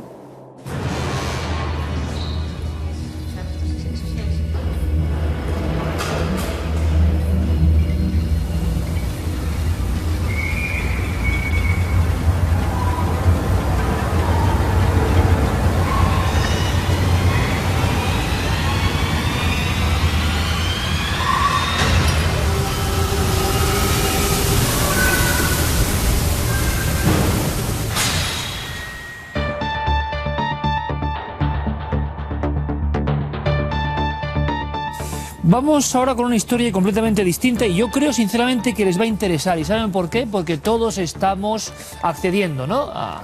a lo virtual, que ya es algo que forma parte de la vida. Antes era como un universo diferente, ¿no? Lo digital, lo virtual, no. Ahora es un cotidiano toma y daca, y nunca mejor dicho, porque muchas veces a muchas personas le molesta que le critiquen si uno es un personaje popular. Imagínense, yo exorcicé eso hace tiempo, pero compruebo, de verdad, con mucho interés, cómo muchas personas de verdad sienten que son agredidos, auténticas campañas. Se habla de destructores de reputaciones, o al revés, personas que alzan, que quieren potenciar a través de las redes a ciertas ideas o personajes. Pues bien, todo eso nos influye, evidentemente, pero ustedes también están en casa. Y resulta que hace un par de semanas aproximadamente salió una información que voy a leerles el titular y la entradilla porque es sorprendente. Cómo los espías encubiertos se infiltran en Internet para destruir reputaciones. Seguía la prensa diciendo: las últimas filtraciones del extécnico de la Agencia Seguridad Nacional, NSA, Edward Snowden, han confirmado los peores temores de los blogueros, que sospechan que entre los trolls de la red, estas personas un poco agitadoras o que generan conflicto permanente, se encuentran agentes de inteligencia. Y esto sé, por eso digo que a todos les puede interesar, que habla de verdad y de ficción. Santiago Camacho, como siempre, lo sabe todo en torno a esta historia. Santi. Pues la verdad es que efectivamente los peores temores del mundo más conspiranoico de Internet parece que se hacen realidad en un documento que procede de la multitud de material que sacó de la Agencia Nacional de Seguridad Edward Snowden. ¿Y un documento que se llama de esa forma también? ¿O qué es Se llama El arte del engaño, entrenando a una nueva generación de agentes encubiertos online. Ese es el título completo del estudio. Imagínate, es un PowerPoint, es una colección de diapositivas. En realidad tenemos que intuir el contenido porque todo esto es un material didáctico procedente del GCHQ, que es el equivalente a la Agencia Nacional de Seguridad norteamericana. Es, digamos, el equivalente a la agencia donde trabajaba Snowden, y que compartían material, compartían, entre otras cosas, este material didáctico. Imagínate a una docena de jovencitos recién salidos de las mejores universidades británicas delante de una pantalla con un profesor que tiene este PowerPoint y les va a explicar los procedimientos para qué. Los procedimientos para manipular por completo la opinión pública en Internet. Básicamente es un manual maquiavélico, pero maquiavélico en el sentido más estricto de la palabra, se parece al príncipe de Maquiavelo. Básicamente consiste en cómo conseguir que una persona u organización que nos es hostil o que no nos interesa que esté, destruir por completo su prestigio, o cómo una persona u organización que queremos levantar y que queremos hacer popular, hacer que las redes sociales la apoyen sin límite. Santi, vamos con la destrucción y luego te guardarás cosas seguro para el debate que tenemos con auténticos especialistas. Esto da para mucho. Pero ¿qué te ha llamado a ti la atención de estos documentos al leerlos? Porque ahí esas clases tenían que ser increíbles, ¿no? Era casi una precisión quirúrgica. Vamos a acabar con el prestigio de este tipo. ¡Pumba! Vamos a acabar con el prestigio de este tipo, por ejemplo, alterando el contenido de sus comunicaciones, de sus posts en las redes sociales. De repente, hemos conocido muchos casos de alguien famoso, de alguien popular, que de repente dice una frase poco afortunada en Twitter y eso genera una avalancha de críticas, etcétera, etcétera. ¿Podemos estar seguros de que esa frase la ha puesto el aludido el 100% de las veces? Porque en este documento se explica que se puede hacer y que luego el aludido diga no, si esto me lo han puesto a mí, nadie le va a creer. Incluso se habla de alterar por completo fotografías, de tener acceso a su correo electrónico y la información privada, divulgarla, la información privada de carácter comprometedor, divulgarla a los cuatro vientos, o incluso de generar esa información comprometedora a través de lo que llaman muy poéticamente trampas de miel. Trampas de miel. Trampas de miel, que es colocar al objetivo en una situación comprometedora, generalmente de carácter sexual, y luego ese material, pues hacerlo público a través de las redes sociales. Pero no solamente manipulando su imagen en las redes sociales.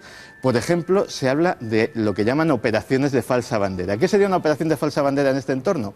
Pues imagínate que una jovencita abre un blog y dice que un conocido político ha abusado de ella sexualmente a cambio de prometerle pues un puesto en el partido o un puesto de trabajo en tal político, periodista, deportista, economista, lo que sea. Efectivamente, cualquier persona.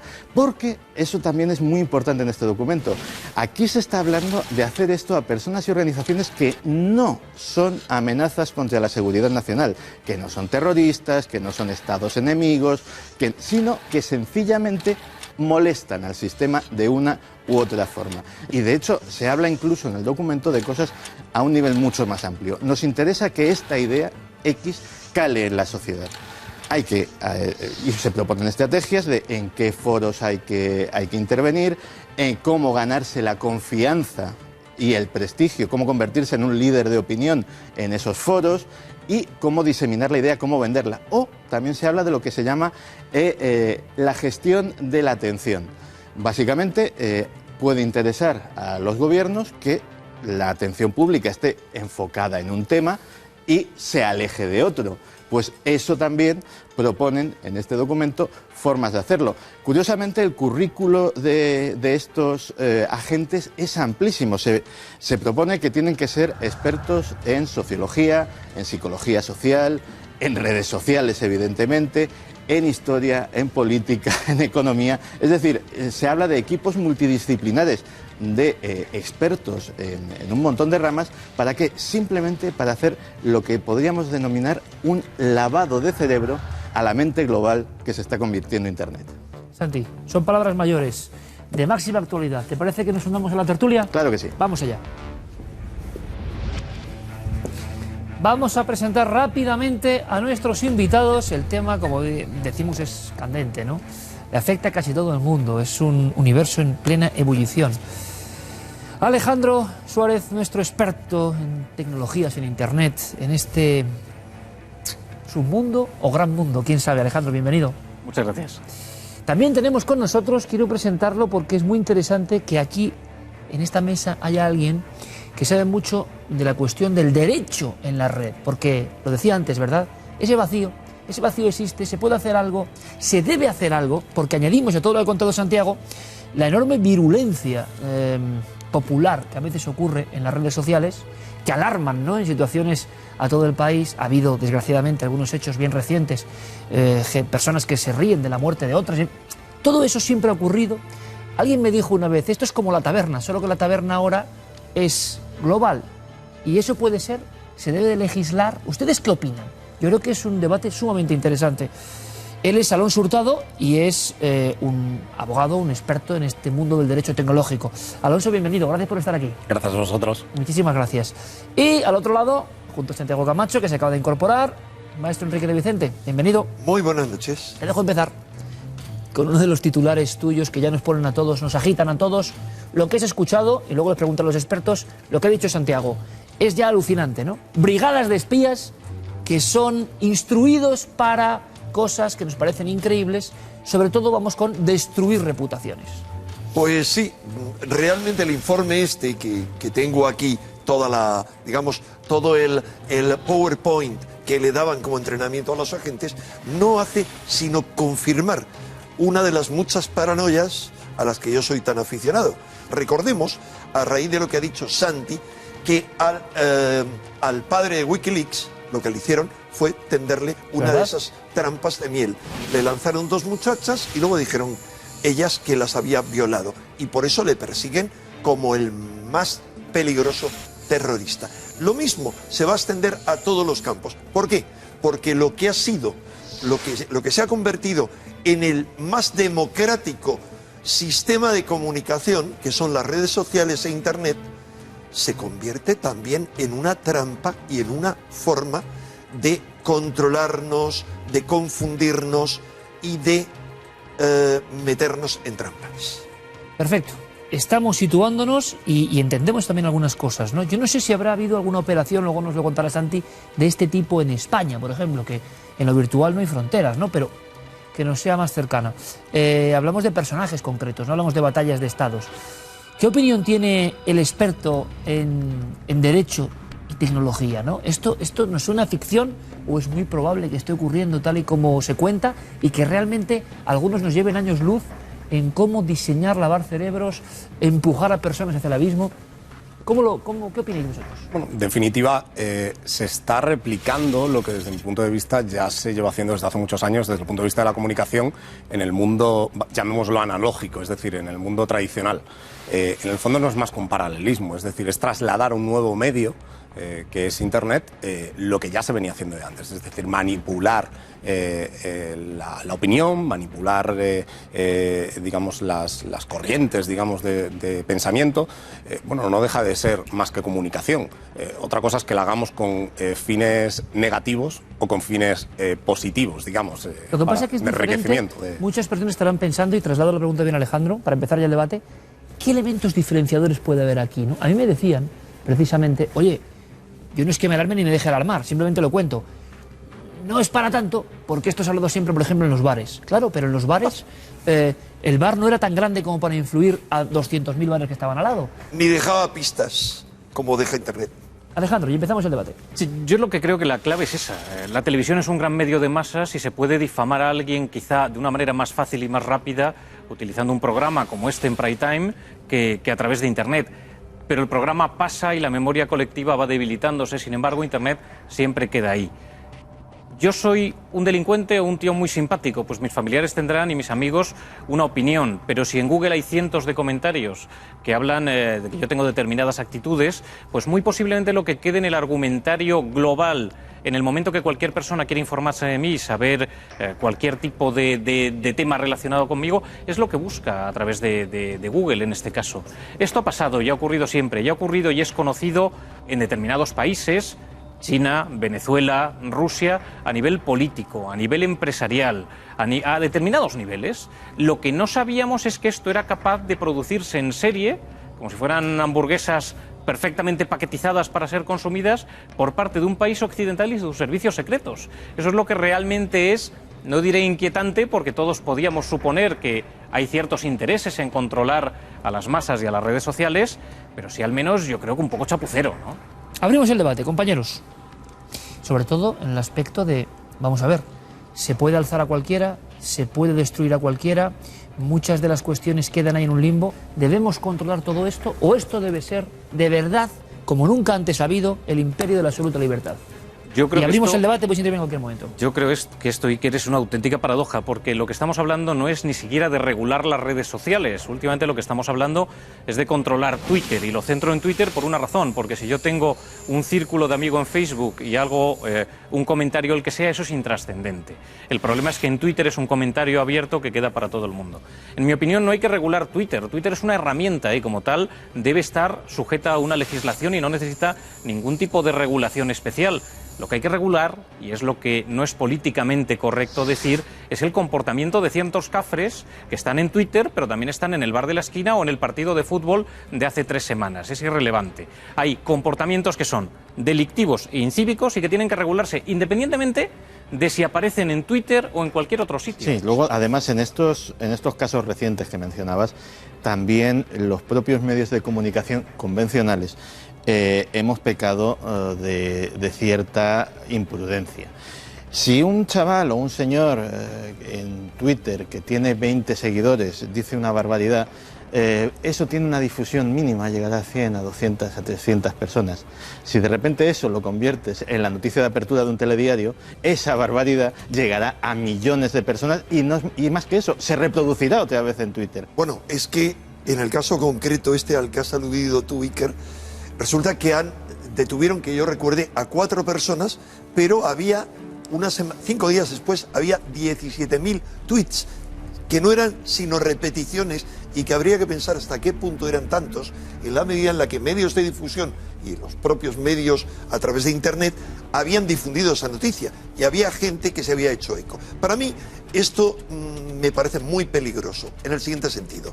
Aprovechándose de una estupidez provocada por tontos útiles al sistema. Repites el término constantemente, tontos útiles, que a través de la cacacracia, como yo espontáneamente en otro debate califiqué concretamente a Twitter, es decir, en el que cualquiera se cree con derecho a poner verde a cualquiera o a decir cualquier barbaridad, y hay suficiente gente como para repetirlo, como se van a repetir comentarios sobre lo que yo estoy diciendo ahora, ¿qué ocurre? Aprovechándose de eso, el sistema puede acabar utilizando esto como una herramienta represiva, con lo cual pueden destruir tu reputación, la mía, la de Santi, no digo la de estos señores, porque nosotros somos peligrosos. Yo opino que estoy parcialmente de acuerdo con lo que dice Enrique, pero me gustaría centrar el tema en una cosa. Hay un tema que es muy importante, un asunto que es muy importante en todo esto, y es los economics. Esto es muy barato. Es decir, por primera vez en la historia, el tirar el prestigio de una persona no requiere de grandes movimientos de masas. Haya un viso de realidad o no, realmente con 5 becarios con un poquito de tiempo libre, esto se hace. Esto se hace y esto trasciende, y esto puede llegar a primeras planas de medios de comunicación que lo hacen más repercutible todavía. Yo voy a contar... la panacea del destructor de reputaciones, claro, desde luego. Destruir siempre ha sido más fácil, más barato, y ha habido más motivación que para construir, y ahora es más barato y más rápido que nunca. Yo quería contar la anécdota de una de las personas, no voy a mencionarla, pero sí diré que es uno de los empresarios más importantes de este país. Un día me llama un alto directivo de una compañía y me dice: tenemos un problema. Hay un vídeo del presidente en Internet que lleva 60.000 visualizaciones, que para nosotros es un problema gravísimo. Pues chico, a ver en qué te puedo ayudar. Y me dice, vamos a ver, el problema de esta compañía no era ni la caída de ventas, ni el ERE, ni los problemas de facturación, ni la crisis. Era que había una cierta mofa del presidente en Internet en un vídeo colgado en una plataforma de Google, que es una plataforma que es YouTube. Me decía, toda la obsesión era quitar esto de aquí. ¿A dónde nos lleva esto?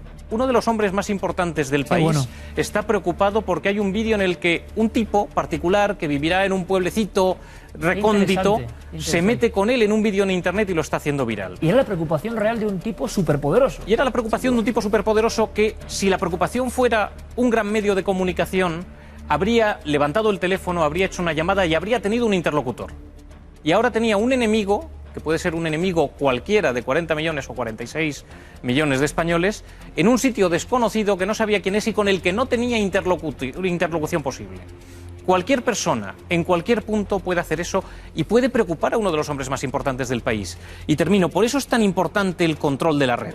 Porque el control de la red es poder absoluto hoy en día. Y el que controla la red puede controlar a las masas. Por una cosa, si me permitís, Enrique en sus claves mandaba una cosa que me parecía muy interesante para seguir este debate, sin duda interesante. Han hecho que seamos adictos absolutos a la red. Y quiero, Enrique, que me lo cuentes con la fuerza que contabas en las claves. Bueno, el primer paso de todo esto es que uno se sienta al final, como este presidente de gran compañía, absolutamente angustiado por un comentario o algo. Eso es porque se ha generado antes una dependencia, ¿no? Vamos, sí, en general el problema con las redes es, primero, hay ya un montón de estudios desde hace tiempo.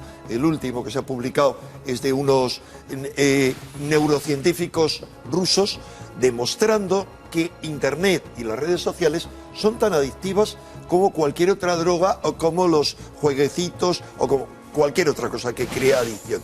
Y que es una adicción que se vuelve físicamente ya y fisiológicamente peligrosa, y no somos conscientes de ello. El problema es para qué se puede usar esto en el futuro. O sea, va tanto desde el problema de la adicción que ya existe hasta qué puede provocar esto en el futuro. Derecho al olvido. Muchas personas dicen, claro, es que eso ha quedado ahí. ¿Qué pasa? Hay una gran polémica ahora, Alonso, Alejandro, sobre por qué eso tiene que quedar eternamente ahí. No es lo mismo irse a una hemeroteca a consultar, digamos, la batalla del presidente de la compañía que dice Alejandro, imagínense esto en el mundo del papel, que quede ahí y que todo el mundo pueda consultarlo, ¿no?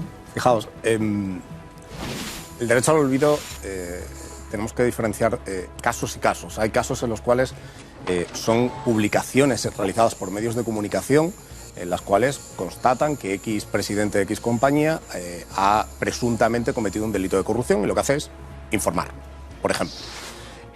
Y otros casos en los cuales, y esa información queda publicada en ese medio. Adicionalmente, tenemos a los buscadores. Los buscadores lo que han hecho ha sido poner una capa por encima, una capa que nos permite llegar de forma rápida, inmediata y en cuestión de milisegundos a algo que antes nos costaba irnos a la hemeroteca. Pongo el ejemplo del BOE. ¿Cuántos de esta mesa os habéis leído alguna vez un BOE? Me sumo, yo tampoco, y soy abogado. ¿Por qué? Porque ahora sí tenemos más acceso a esa legislación, porque directamente buscamos en Google y nos aparece rápidamente. no hay que buscarla, es rápido, es muy inmediato. El derecho al olvido, precisamente, lo que se centra porque está ahora tan en boga, es precisamente la sentencia, que lo que dice es, oiga, señores buscadores, ustedes no son meros intermediarios, ustedes son responsables también de la información que están indexando y que están tratando. Y, por cierto, que están ganando muchos millones de euros y de dólares gracias a ese tratamiento que están haciendo. Por lo tanto, a esta fiesta no se puede venir solo a hacer una de las partes, a ganar dinero. Si viene usted a ganar dinero a esa fiesta, también tiene que cumplir con la legislación asociada. Eso es justamente lo que una de las muchas cosas que introduce esa sentencia. Alejandro. Yo creo que hay que centrar el tiro además en la actitud de una compañía, que no lo olvidemos, es una compañía privada. Google se ha convertido en el cuarto poder que recibe una nota de un juez y dice, este sí y este no. Y a lo mejor lo hace con un criterio muy interesante, muy inteligente y no es discutible. Pero la realidad es que no puede ponerse a la altura de un país. A mí lo que me preocupa de esta sentencia reciente en Luxemburgo es que le da a Google el poder de decidir quién soy. Es decir, si a través de los trolls que estamos hablando hay determinados comentarios hirientes, lesivos o equivocados con una mala intención detrás sobre mí en Google, Google tendrá que decidir, o ahora mismo tiene que decidir, si acepta mi reivindicación o mi reclamación al margen de que un juez diga que es lícita. Hay algo muy importante en lo que ha dicho Alejandro, has dicho de Google, que es un cuarto poder, que es muy inteligente y que parece que está por encima de los países. Es que a lo mejor lo está. Es que ya vienen de lejos las acusaciones de que Google puede ser un instrumento, se ha dicho de la CIA, pero a lo mejor no de la CIA, sino de la NSA, en ese caso no se sabe. Se ha señalado más bien de la CIA. ¿Por qué? Es un suprapoder. Está por encima de cualquier cosa. O sea, tiene mucho más poder que el presidente de este gobierno o que la señora Angela Merkel. O sea, a mí me parece eso bastante claro. ¿Y qué ocurre? Que realmente al mismo tiempo nos es de una utilidad enorme para todos, pero al mismo tiempo todos es una trampa en la que todos podemos caer. Lanzo una pregunta casi como colofón, porque al final es pulsar un poco lo que está ocurriendo. Había varias noticias sobre el derecho al olvido, sobre estos trolls que se han convertido ya en un término pues muy popular, ¿no? Pero no podíamos imaginar, Santiago, que había agentes preparados, en algunos casos, para atacar sabiendo lo que hacen, ¿no? Uno se imagina, pues bueno, al típico desocupado que no tiene mucho tiempo, que le da porque no tiene fobia o filia. Bueno, pero espías quiere decir que hay un material que están intentando atajar. La gran pregunta que os lanzo como final del debate es, ¿esta Internet que estamos viviendo ahora mismo, en el 2014, que es tan prodigiosa y asombrosa para muchas cosas, que ha generado, por ejemplo, para los investigadores y periodistas, imagínense ustedes, ¿no? Ya veríamos el mundo sin Internet de una forma muy diferente, imposible casi. Bien, ¿vamos a seguir con este tipo de Internet o las maniobras para el intento de legislación, de regulación y de control de la red, decían que es la gran partida? ¿Eso va a ocurrir? Hagamos una profecía. ¿Qué opináis, compañeros? Yo acabaría con tres ideas. La primera, Internet hoy ya lo es todo. El país que domine Internet domina el mundo. Yo creo que es el gran campo de batalla a nivel tecnológico, de información y a nivel de geoestrategia. Todos los intentos han sido fallidos de momento, parece, Alejandro, ¿o no? Bueno, yo es que parto de la base. A mí me hace mucha gracia cuando la gente me habla de la neutralidad en la red y cómo hay que defender la neutralidad en la red. En mi opinión personal, y a lo mejor escandaliza a alguien, la red nunca ha sido neutral. La red la crean los americanos, la legislan los americanos, la rigen los americanos, la dominan las compañías norteamericanas y nos dejan salir a jugar al jardín. Para mí la red no ha sido neutral ni probablemente lo acabe siendo nunca. Para mí es un campo de batalla en el que hay un país que tiene mucho más terreno cogido de los demás y nos deja salir a jugar un ratito. Y esa es la segunda idea que quería comentar. Y la tercera, yo quería hablar de una película que seguro que os suena. La película La Red, una película del año 1995 con Sandra Bullock, ya, ¿no? que en aquel momento parecía ciencia ficción. Claro. Estamos hablando de esto, del derecho al olvido, de la neutralidad de la red, de todos estos conceptos. En el momento en el que un regulador pueda decir que puede o que tiene la capacidad tecnológica o que crea la capacidad tecnológica de eliminar todo tipo de información sobre una persona en Internet, tiene el poder absoluto sobre su vida. Si mañana mi DNI, mi tarjeta de crédito, mi coche, mi casa, mi identidad, mi tarjeta de la Seguridad Social, mi cuenta bancaria está en manos de un señor que da una tecla del ordenador, ese señor puede hacerme desaparecer. Y es el argumento precisamente de esta película. Cualquiera de nosotros necesita de esa información digital que hoy en día lo es todo y es básica. Eso hace que pueda haber comportamientos por error o por maldad, que sean peligrosos en este aspecto. Un señor con ese poder y con esa herramienta en una oficina, aunque sea una oficina controlada gubernamentalmente, puede hacernos de facto ser una persona que no somos o desaparecer. Alonso, tu colofón. Precisamente en estos momentos, justo y enlazo con lo que hablaba Alejandro, se está discutiendo a nivel comunitario y también a nivel norteamericano, en Estados Unidos, se está discutiendo el concepto de neutralidad en la red. La Internet de primera y la Internet de segunda y de tercera y de cuarta y de quinta. En el momento que se dé ese paso, y se va a dar, no lo dudemos, las reglas del juego probablemente cambien. ¿Por qué? ¿Por qué? Porque se van o bien duplicar las reglas del juego o bien a crear diferentes reglas del juego para cada uno de los ámbitos. Hablamos de diferentes divisiones, como si fuera en el fútbol, ¿no? Primera, segunda. Justo, la diferencia es que en el fútbol, al final, lo que es fuera es fuera y lo que es gol, es lo mismo, ¿de acuerdo? Pero sí es cierto que es muy probable que se creen diferentes regulaciones, básicamente porque el que está en primera paga unas condiciones distintas al que está jugando en segunda. Es tan simple como eso. Esa democracia de la red se va a romper, en tu opinión, en los próximos años. Justamente es eso lo que se está debatiendo ahora mismo, concretamente en Estados Unidos, y de lo mismo se está debatiendo a nivel comunitario. Se está debatiendo principalmente por los propios gobiernos, por los propios operadores, que al final son los que ponen las carreteras para que todo esto pueda existir, y también por parte de los propios prestadores de servicios. No olvidemos que los prestadores de servicios son los propietarios de la información. Son ellos los propietarios de información. Y esta sentencia, además del caso de Google, le refuerza adicionalmente que son responsables y propietarios de esa información. Eso puede hacer cambiar las reglas del juego. Algo que pensábamos que podía ser solo hacia un lado en beneficio del ciudadano, se puede acabar convirtiendo en que tiene un efecto boomerang hacia atrás. Curioso. Enrique, te dejaba empezar, maestro, la conversación y te dejo terminar brevemente, eso sí. ¿Qué pasará con Internet de aquí a un futuro inmediato? Hemos dibujado varias posibilidades. No puedo imaginarme el futuro, pero sí me preocupa el presente inmediato. Hemos dejado de lado un concepto que es importante en cuanto al control y la represión de la red, que es el terrorismo. Entonces yo diría que después del 11 de septiembre, con la excusa de la seguridad y de proteger la legislación y el orden vigente, y también, además, con la excusa de otra serie de nobles conceptos como el derecho al honor, cada vez estamos avanzando más hacia un estado de control policial, en el que cuenta mucho más toda esa serie de conceptos que la libertad. Entonces, no podemos consentir bajo ningún concepto que con la colaboración de tontos útiles o de verdaderos agentes al servicio del sistema, vayamos hacia un liberticidio más, porque la red, si un concepto, además de otros maravilloso tiene, es que es un campo libre, es un campo de libertad, de conocimiento, de expresión de ideas, de compartir ideas, y también que es a lo que ha sido y será manipulado de poder encumbrar a un personaje como Obama con la ayuda de las redes sociales como la gran maravilla, y luego ya vemos lo que nos hemos encontrado. Interesante, Enrique, porque hemos hablado de destruir reputaciones, pero también, apuntaba algo Santiago, podemos tener el ejemplo, quién sabe si en España, ¿no?, de encumbrar a personas concretas como una sorpresa y tener ese apoyo que se está viendo que es fundamental. Siempre hay que estar atento con la sospecha de que a lo mejor hay una mano oscura detrás haciendo ese tipo de maniobras. Ante todo, mantener la conciencia de uno mismo y de la libertad. No hay concepto más noble, no hay más religión más noble que la libertad.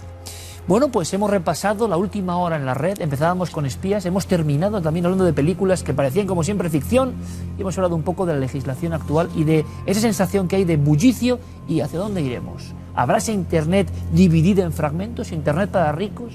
¿Internet para no tan ricos? ¿Serán diferentes? ¿Tendremos diferentes accesos? Porque lo que ocurre ahora, desde luego, llevamos unos cuantos años, repito, para los investigadores es como una increíble panacea que tiene su lado oscuro, pero que ¿dónde acabará? Bueno, pues seguro que seguiremos haciendo debates para tomar el pulso de información. Comenzábamos con esa noticia de Santiago Camacho increíble. ¿Se imaginan? Yo estoy seguro que Santiago ha estado en esas clases, estoy convencido, escuchando y viendo los PowerPoint de cómo manejarse en la red. Si no, no entiendo algunas cosas. Compañeros, muchísimas gracias a los cuatro, de verdad. Placer, gracias. Vamos a hablar de otra maravilla de la red, por cierto.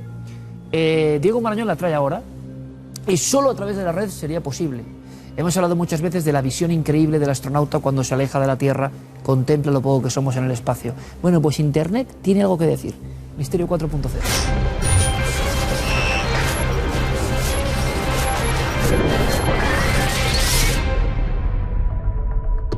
Y mucha atención, queridos amigos, porque creo que lo que nos trae esta semana Diego Marañón es algo grandioso, es algo que nos reconcilia con nuestra tierra, con nuestro mundo, con nuestra propia especie, con lo poco o lo mucho que somos. Diego Marañón, Búnker Secreto, buenas noches, amigo. Riker, buenas noches. La verdad es que no lo has podido definir mejor. Llevamos muchas semanas ya comprobando cómo la tecnología bien aplicada puede acercarnos a otros mundos. Pero ya decía Eluard, y así nos lo recordaba la mítica colección de Plaza y Janés, que esos otros mundos que existen están en este. Y justo eso es lo que te traigo esta noche, una ventana privilegiada, Iker, y en tiempo real con vistas a nuestro mundo. ¿Por qué? Porque la NASA acaba de lanzar un canal de televisión por internet, gracias al cual todos nuestros amigos, desde su casa, van a poder ver en vivo nuestro planeta. ¿Y cómo lo han hecho? Pues mediante un sistema de 4 cámaras que se acaba de instalar en la Estación Espacial Internacional. Es importante dejar claro, Iker, desde el principio que lo de esta noche no es una simulación, no es un paisaje virtual, no es realidad aumentada. Las imágenes que ya estás viendo ahí son reales en todo momento, Iker, y en tiempo real. Como ves, es espectacular, no me lo puedes negar. ¿Qué es lo que más nos sorprende? ¿Qué puede llamar la atención el ser humano no acostumbrado a estas visiones? A ti, por ejemplo, al observar un poco nuestro pálido punto azul en mitad del firmamento, al observarlo a través de la tecnología humana, que es curioso, ¿no? El sueño del hombre, ¿qué te impacta más? ¿Qué es lo que más puede llamar la atención?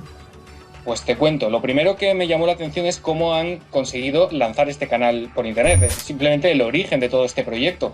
Bueno, nos cuentan que este experimento consiste en probar estas cámaras, en ver cómo se comportan expuestas a la radiación y en evaluar pues, la capacidad del equipo para sobrevivir y funcionar durante largos periodos en el espacio.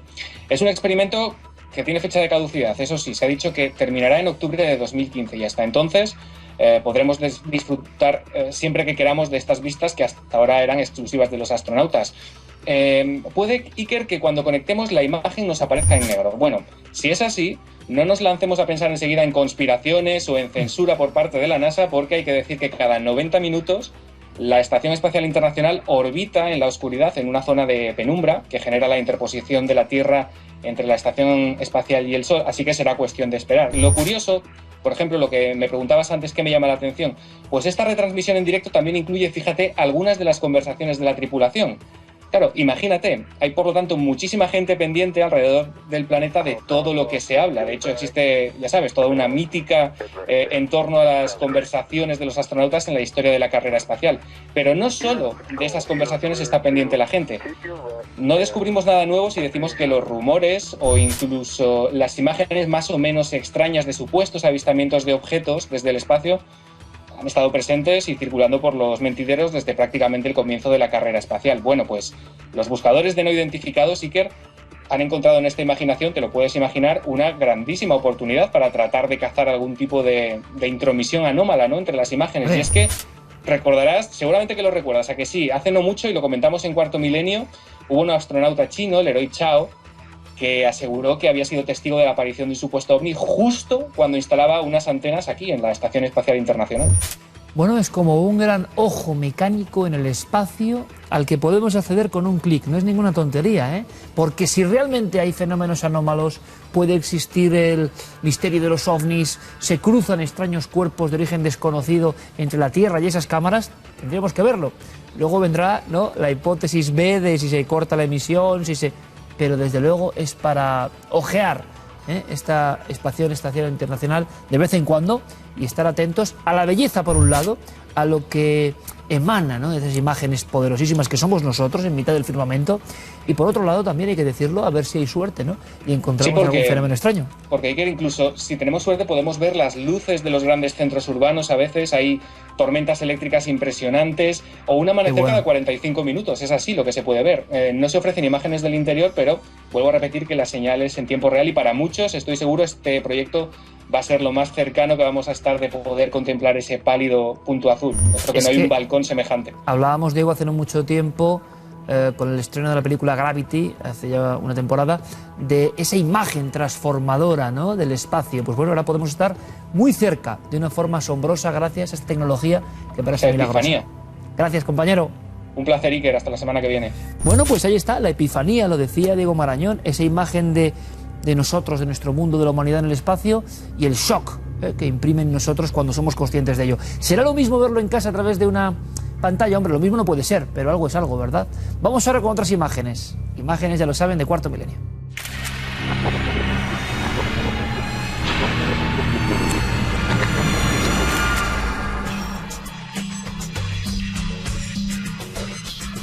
Comenzamos esta semana con una imagen que cuando yo recibía los análisis que me envía Guillermo León, les leo literalmente: probablemente una de las fotografías más impactantes recibidas en esta temporada de Cuarto Milenio. ¿Y por qué? Pues ahora enseguida lo verán.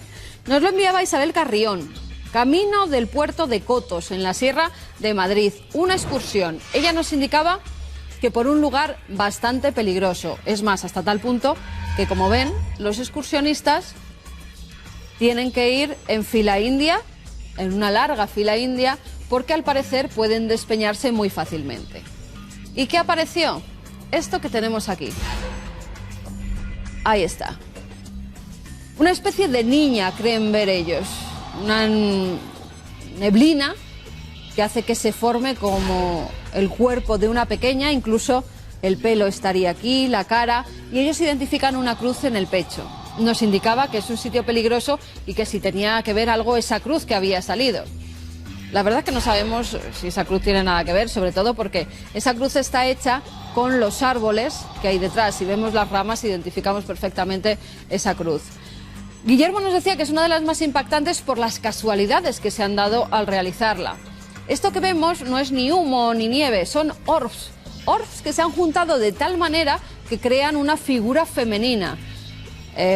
Las hojas de los árboles han dado esa forma al pelo, que incluso se puede ver un poco ondulado, y esa cruz, como decía, la han hecho las ramas, con lo cual una serie de casualidades que han hecho que aparezca una especie de tercer hombre.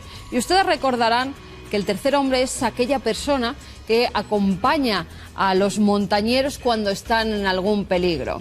Pero resulta que no es una persona, sino que es un ser que de repente desaparece delante de ellos cuando ese peligro ya ha pasado. Tal vez en esta ocasión también un tercer hombre o tercera mujer, en este caso, se apareció para ayudarles. Ahí lo dejamos. Y nos vamos hasta otra imagen que en esta ocasión nos la enviaba Rubén Santamaría y es sacada de Google Earth. Él dice que, bueno, que viaja mucho con la imaginación, eso sí, con este programa y otros parecidos, y que cuando estaba visitando Stonehenge, que se encontró a una persona sentada en uno, aquí lo tenemos, en una de las grandes piedras. Ahí está. Ven perfectamente que hay una cabeza, como una especie de cuerpo, incluso podría estar más que sentado como en cuclillas, ¿verdad? Cuando nosotros hemos ido a la dirección indicada que nos daba, lo que vemos es que es una oquedad que se ha realizado en la piedra. Voy a ampliarlo para que lo vean perfectamente. Ahí está. Y parece como de un ser pequeñito, cabezón, con las piernas muy cortitas. Eso sí, es todo una simple casualidad. Ahí tenemos una imagen donde se ve mucho mejor. Ahora, esta casualidad, ¿la piedra estaba hecha así por algo? ¿Se introdujo alguien dentro? Eso es lo que tendríamos que averiguar. Si saben ustedes la solución, ya saben que hay dos vías de contacto donde nos pueden escribir para enviarnos esa solución o cualquier fotografía o vídeo que desean que analicemos. A través del correo electrónico cuartomilenio@4.com y nuestro apartado de correos 18189 con el código postal de Madrid 28080. En las redes sociales nos tienen que seguir en Nave del Misterio.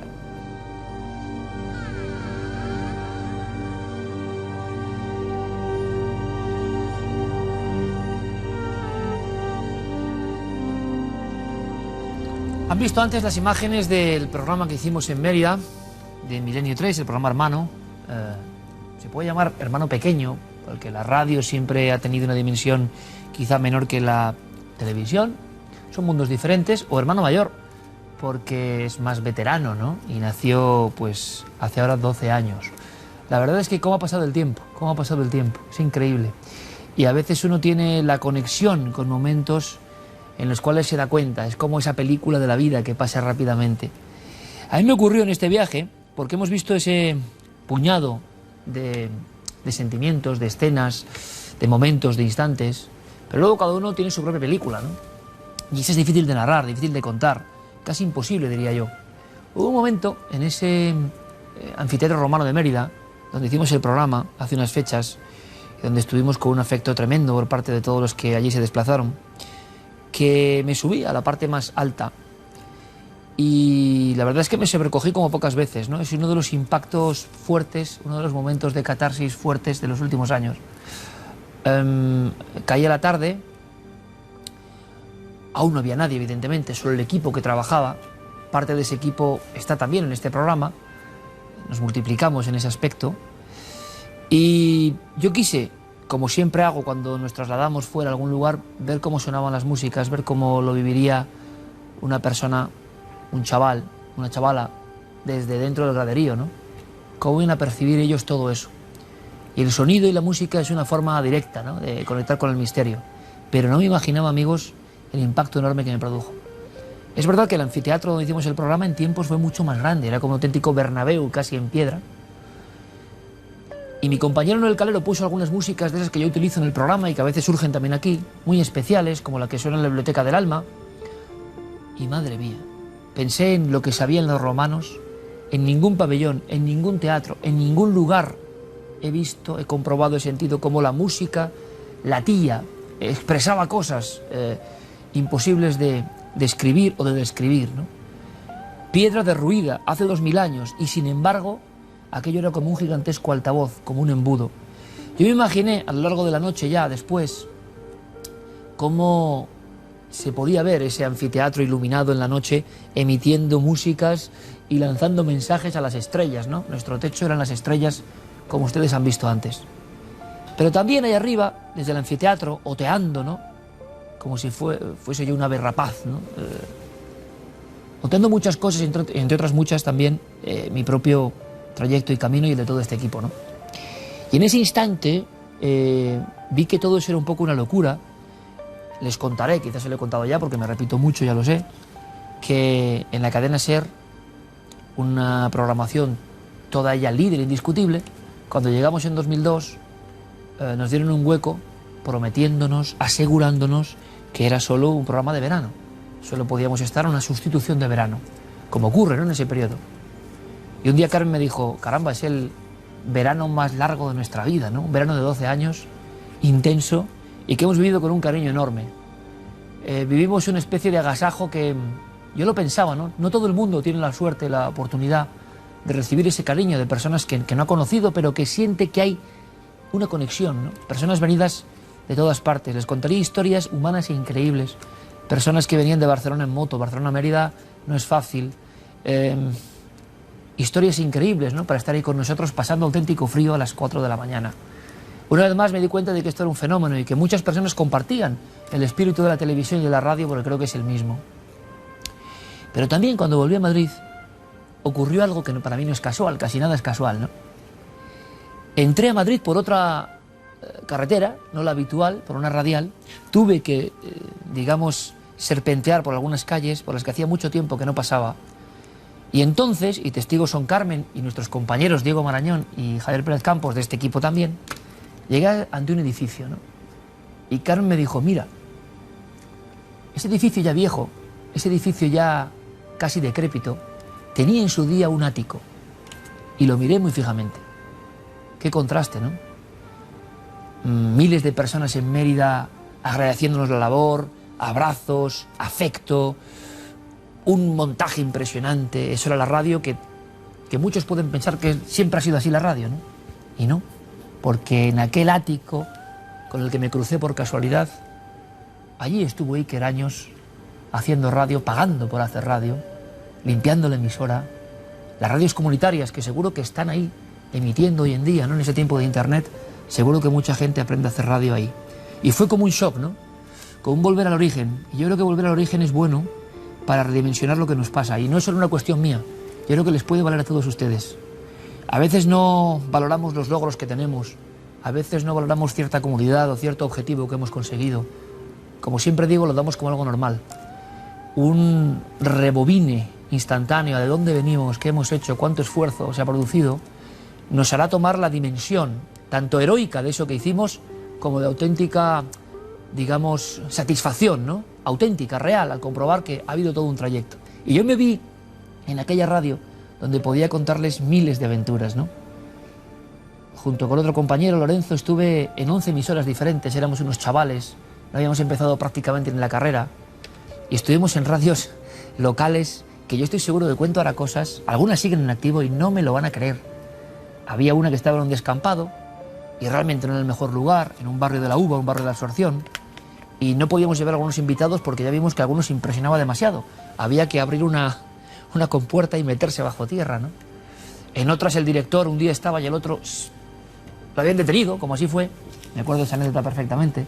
En otra, en ese ático, en la calle Canarias, en Madrid, Onda Verde, no sé si seguiré emitiendo, estábamos Lorenzo y yo haciendo un programa de noche de nuestros temas, como siempre, y yo hablando de humanoides, seres extraños, y de repente, séptimo piso, el ático, veo que una sombra oscura, con los brazos abiertos, se está metiendo dentro, casi atenazándonos. Y os juro, les juro, que casi me da un infarto en aquel momento. Yo estaba con el micro delante de la ventana y veo un ser que se mete.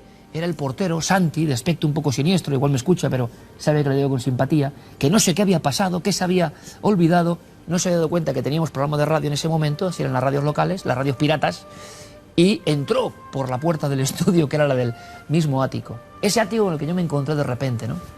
Después de las loas, la gloria, entre comillas, el espectáculo impresionante, pues Carmen me hizo ver así, que de allí vienes, ¿no? Y no lo puedes olvidar, ni lo debes olvidar. Y cada uno de ustedes tendrá su propio trayecto. Yo les contaría muchas historias. A Lorenzo y a mí nos pusieron a la hora de la siesta en un pueblo, en Alcalá de Henares, cerca de Alcalá de Henares, y nos dieron el programa a las 3 de la tarde de un domingo porque era la hora de la siesta. Y nos dijeron, como nadie lo oye, todo el mundo está dormido, pues aquí vais a probar, ¿no? Ahí estuvimos 3 años. Por supuesto que sin cobrar. En muchas de las emisoras pagando.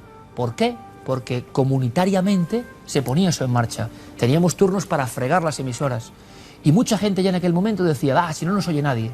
Y otros creíamos que daba igual. Y de forma mágica las cosas se fueron dando. Íbamos de una emisora a otra con nuestras cintas, con nuestras maquetas. Y les voy a decir, yo creo que lo aprendí casi todo de radio, en esos años intensos de la radio no oficial. Así que mi homenaje para esa radio, ¿no? Porque sé que hay muchos jóvenes, muchas personas que igual piensan que en este tiempo de telecomunicaciones una pequeña emisora, un micrófono, unos huevos, unas cajas de huevos como aislante, unas habitaciones no valen de nada. Claro que valen, porque el micrófono es el mismo y uno se va haciendo a él, ¿no?